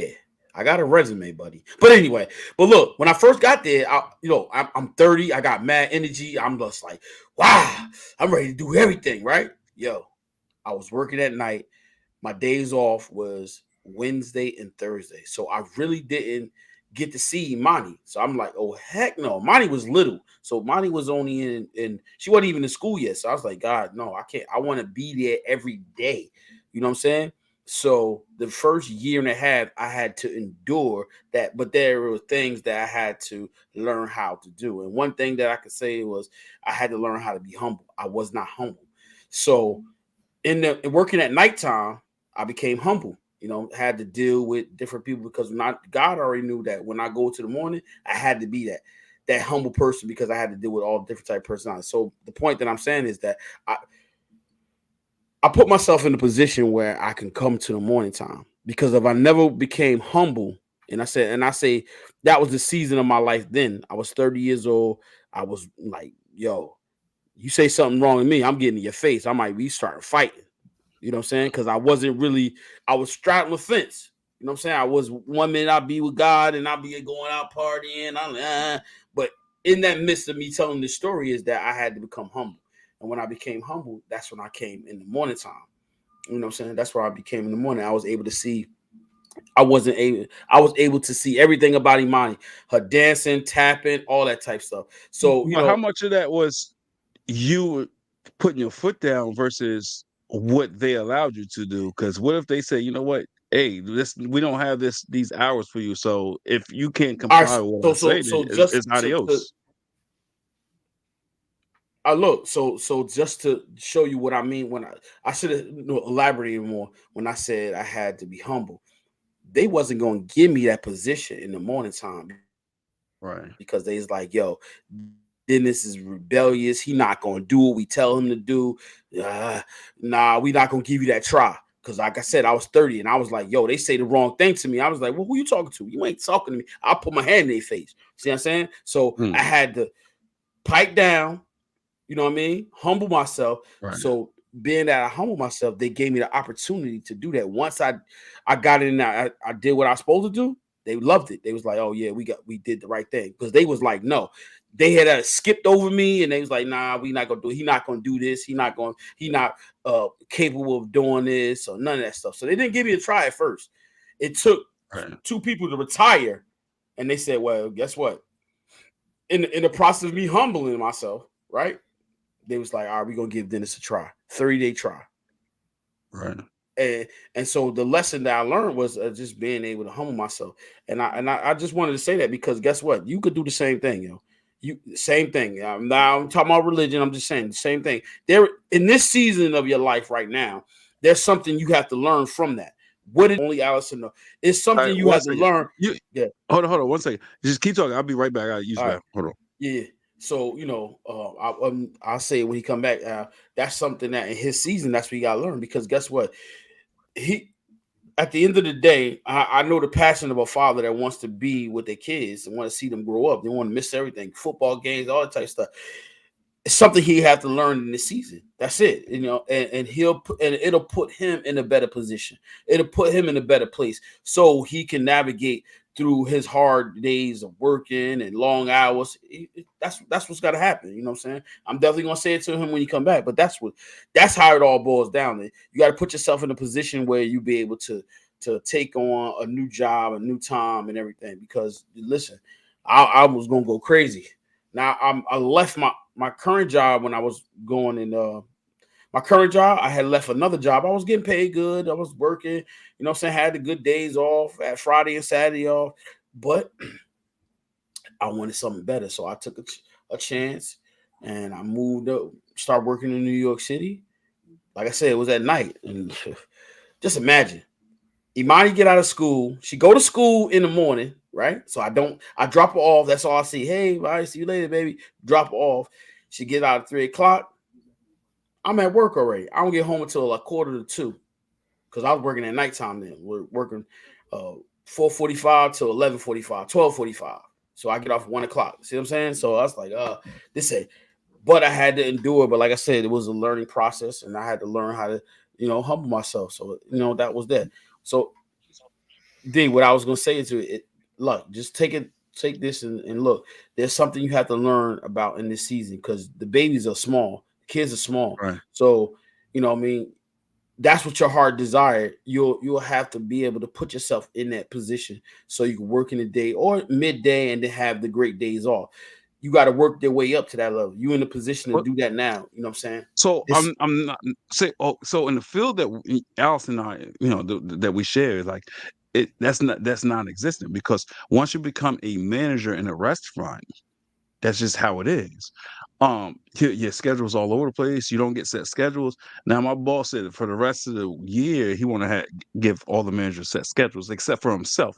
Now he's a proprietor, and if you don't know what that word I means, a know. Mhm. proprietor is the owner. Yeah. Which I hate that they give the title proprietor, because you're really not the owner. Your name go on the building, and they say you own this restaurant, but you're not the, like, on paper you're not the owner. So that's just, to me, that's just dumb. Like, he can't call the shots as he see please. Like he do, but he don't. It get overseen by somebody. So technically, by definition, he wouldn't be the owner. But anyhow, make a long story short, so like I said, my schedule all over the place. And right now where I work at, it takes me an hour and 10 minutes to get there. So manager's supposed to work 10-hour shifts. But then when I got hired, they was like, yeah, we understand it's a big commute. We could bring you can just work 45 hours. In my mind, I'm like, well, a regular 9 to 5 is 40 hours. I'm like, oh, 5 extra hours in a week. I'm like, sign me up. And I factor in the commute time. I'm like, all right, factor in all that. It's really not that bad, given it, because if I was somewhere closer and I still had to work 50 hours, it kind of balances itself out. But the problem is, I often tell you, because me and her, we argue about it, right? Like the kids hate it. Bro, I'll be working like 55, 60 hours, and I come home. And this goes back to what I said earlier about how sometimes I just want a comfortable silence, bro. Imagine work 60 hours and you come home to a whole bunch of chaos. It's extremely difficult, right? Mhm. And I'm not saying come like a silence until I go to sleep. I mean, like when I first come in, like it's just let me, you know what I'm saying, get my Okay. bearings together. Like that's what So, I was saying. So it's uh, difficult for me. And I just told her yesterday, I think I'm about to quit. And normally she would talk me out of it, but yesterday she didn't. And I think it's because sometimes she get fed up as well. Why you shake your head? Why you shaking your head? And both of you, he laughing, you shaking your head. What the hell's happening? it's Nobody saying just, nothing. she's shaking her head. No, but look, D, Because it's you got. becoming too much at this point. Something has to give, and it's All it's right. getting it's getting like a little bit too So much. you gotta remember, D. Look, I've been doing this for 28 years, right? Mm, Cooking, like different places, different hotels, and you have to put your time in. You know what I'm saying? And that's key right there, putting time in. Because listen, no, put like this. I'm in a position now. I'm higher. I'm higher in seniority now, right? I'm third, right? I'm mm, third in seniority out of all the people that work in the kitchen. Check this out. mm. How you think I feel about when somebody come in new, right? They think you're gonna get a good schedule. No, you gotta get to the back of the line. You don't Yeah, but just so walk. this is my Okay. thing too. You know So what I mean? You feel me? how long does that take for you to get on a good schedule? To be honest with you, it depends on the business. It depends on where you working at and how busy it gets. Because in my spot, now it's going to take some time for anybody new to come in to get a good schedule. Because everybody that works now, they want a better schedule. They want to work different days. They want days off. They want the weekend off. You think you're gonna come in and just get that? No. I tell my wife this. You know what I'm saying? I tell her this all the time. And she be like, well, God gonna do it. And I say, okay, well, okay. Listen, do you think a new person that just spanking brand new gonna get some weekends off and Sister Barbara want the weekends off? You think she gonna let you come in and get the weekends off? She said, no, I got more seniority. No, I want the weekends off. She could get these Right. days off. The days might be Thursday, Friday. I said, you got to think about that. You know what I'm saying? It depends on the type of work that you're doing.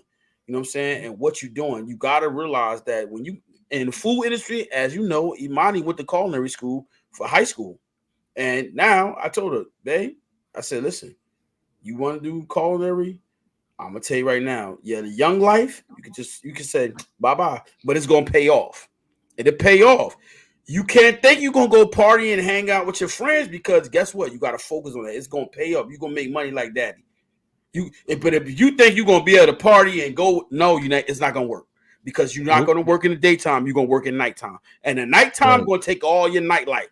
So she's like, Right. oh, that's why she's not in it right now. Because she wanna do those type of things. No, seriously. I Yeah, said, you that's want what them, happens when you're young like that. You just, you know what I'm saying, you focus that's on it. living life. You know what I'm saying. When you And get that's older, now you you tend want to be like, I want to live life. Like I like, you know what I'm saying. Well, because so once you get to a certain age, you be like, No, this is first. This is priority. But then the more you get older, you like, dang, I need sometimes like my younger days, So, and it just don't happen.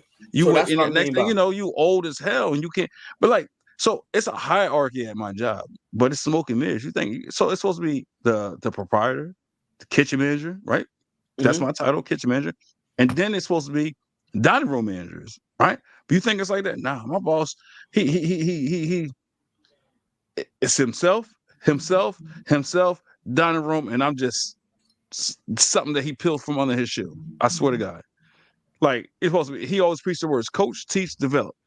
I see when I go to work and I see him coaching, teaching, developing dining room managers that don't do shit really, but not me. I feel some type of way. So it's a lot of contributing factors why I've been like I'm fed up. You know what I'm trying to say? Like, bro, like anytime I see him talking to them, I go over there. He be like, "Can I help you with something?" I'm like, yeah, no, I want to be engaged. I want to be a part of the conversations. You know what I'm saying? Hmm. And he looked at me like I said something wrong. But like, why? Like, for instance, do you know what pissed me off yesterday? And I ain't had this conversation with him because we bump heads way too much. I'm doing my PFG order, which is performance group. It's when you put your food orders in, right? And I see him over there talking to one of the dining room managers about food waste, food ordering. So in my mind, I'm like, what the fuck is happening? So I pulled up a chair. He said, "What are you doing?" I said, "No, no, no, I want to know what y'all talking about." He said, "Oh, I was telling about food waste and why she a dining room manager, right?" So then I'm thinking like, why is he grooming her? Why he showing her things that is kitchen related, which is should be a conversation with me, right? So I'm like, this system is flawed, or he is flawed. Something's not right. You know what I'm saying? So I don't like those type of things. And he asked her, what is your action plan to correct the food costs? Bro, think about it. I'm the kitchen manager. You're not asking me, you asking the dining room manager. You don't see a flaw in that? So, Hmm. and that's why like I be sitting back and I'm like, bro, how long can I deal with this? Because it's abuse at this point. It's bullshit. Like Monday, he scheduled me for 11 hours. We signed a contract as managers that we're not supposed to put this comment up, but I'm finished what I'm saying. We signed a contract that we're not supposed to work an hourly job, or we're not supposed to do the work of an hourly, right? We're supposed to support but not work the line. When I gotta work 6 hours on the line, that's a problem. Let me read this. The others don't see the bullshit, but you do, and you still stay. So why would you pay attention to why would he pay attention to you when the others are eating up the bullshit? Ah, that's funny he said that because Alison tell me that all the time. Because I vent to her every shift. When I come home, I'm like, yo, this is the bullshit. The thing is, so and the one guy I said was a friend. He always tell me like, listen, you like the boy who cried wolf. He know what to expect. He know you're gonna come in every day. You're gonna complain. You ain't gonna do shit about it. You still gonna do what he asked you to do. So for him, he's like, yeah. So they ain't gonna listen to you. But the people that actually stand up and they go to HR, they go to whoever, that's who he gonna be like, oh shit, they mean business. And it's crazy because I go to work and I'm like, I'm gonna be that person. But I don't know, it's something about me that just won't allow me to go that far. Like I went to HR on him one time. And you know what's crazy about it? I went to HR on my boss. And before HR called her, you know what I did? I don't know why I did it. I went in there. I'm like, yeah, just a heads up. You pissed me off. I went to HR. He's like, oh, you did? No, what you talking about? So I told him. So then when HR called me, I'm like, oh shit, HR called me. He's like, yo, just tell him everything we just talked about in the conversation. Da, da, da. You'll do fine. Just say what you want to say, but just. And did I bury him like I wanted to? I didn't, and I can't tell you why. I don't. You know what I'm trying to say? Like it's hard, bro. Like that right now. That's how I make my living, right? That's you know, I don't like once you get to a certain level, you want to go backwards. And I can't see myself being a line cook again, right? So it's like I need management. Before I got that job, like shit, management, it took me what 6 months to be a manager again. And I was like, shit, I was okay with not working again if I wasn't a manager or getting that kind of money, right? So for me, that's another reason why I stay. I think about the money. What's this say? You don't speak up with because you believe that people will see the error of their ways and correct it, but that doesn't happen these days. Um, like I don't know, man. It's I just honestly I'm struggling at work, man. Like Jalil's been getting in some unnecessary things at school, and I feel like he does those things because I'm not present, right? And that comes that rebellious. That's you learning on the fly or growing up on your own, and and I go to work and I look at the same people. I'm like, if I was home more, he wouldn't do these things. You know what I'm trying to say? So I just struggle internally. Internally, that's all I'm saying. So what other What's on your questions mind? do you have for us? Yes. Oh no, well, it's like 2.5, so we're gonna have a part two, maybe part three of this, but I'm definitely about to write it at 2.5. So that's stretching because if I continue what I have on, it's gonna go to every bit of 3 hours. Oh yeah, well yeah, my belly is kind of like you see, you hear that? You hear all that? My belly said I need something to It's eat. Yeah, me too. Like, but it's your belly been like that for years. I thought you was Santa Claus. Man, listen, I would like to be a part of it. I would like to be a Oh part of it. Who are you? Tell me who you are. yeah, man. Listen, man. Hey, Prime, man, you want to come up here, bro? We would love to have you because I'll surely come back for you, Prime. I don't Yeah, know who you is. yeah, you more than welcome. But like, what throws me off? It says human meat. Oh, Oh, Danny. Danny. Oh yeah, Hey, definitely, Danny. Danny. Which one I is that got you. one? And look, Which one's that one? he was on the one where the cultural appropriation one. Now me and Was him I? supposed Did to I have come another. on it? Did I come on it? No, No, did you? No, yeah, I don't think you did. I don't think so. I I came will on have to go back somebody. and look.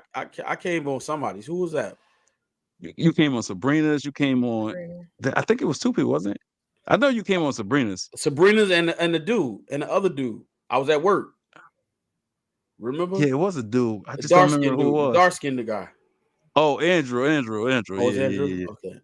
But yeah, we definitely have a part two, maybe a part three because yeah, then he just said it wasn't with him. But Oh, okay. yeah, because I had a lot of material to go over it. Like, and that's the thing. It's great to have multiple people because now you got different ideas, different point of view, Conversation. different voices. Conversation. You're right, right. So it's always great to do that. But the thing is, now, like, if you say you write an outline for like just you and one other person, it's like you're like, all right, this will be good. But then when you add people now, because the conversations go different avenues, like Yeah. that stretches. So we have a part two, part three, just to finish this. Yeah. And you and I, you, me, and you, Jarvis, and I, we have to do the part two of the spiritual deceit. We will set that up. Yeah. I'm Lady not. T want to be a part of it. So Yeah, well, Lady that's T. that's great. I'm all for it. But like, I know you ain't trying to do it on Thursdays because of football, so it would have to be on a Friday because starting next week, my days off is Thursday and Friday. So my plan is I'll have a podcast on Thursdays with whoever, and then Fridays we could it'll do it on be Saturdays spiritual and based. Sundays. Well, see, this is the thing. If Not it's on a Sunday. I'm Saturday and sorry, Sunday, but not Sunday. Sunday, no. all right. So this is what I'm saying. It could be any other day, but the only problem with any other day is it You would have work. to be Later in the like at night. 9 o'clock. Yeah, like 9 o'clock, because I don't get home until like 8:15. So that's the thing. So it doesn't have to be strictly Thursday and Friday. It's just that if it's any other day, it's got to be at like 9 o'clock. All right. Okay. All You know right. what I mean? You about to close up shop? Yeah, so that's going to conclude today's episode. We Don't hope leave. huh? Don't leave. Just close up the I live. got you. All right. So we hope that everybody enjoyed it. Just make sure you tune in to next week's episode. Don't forget to like, share, comment, and subscribe. Much love, much appreciation. We are out of here.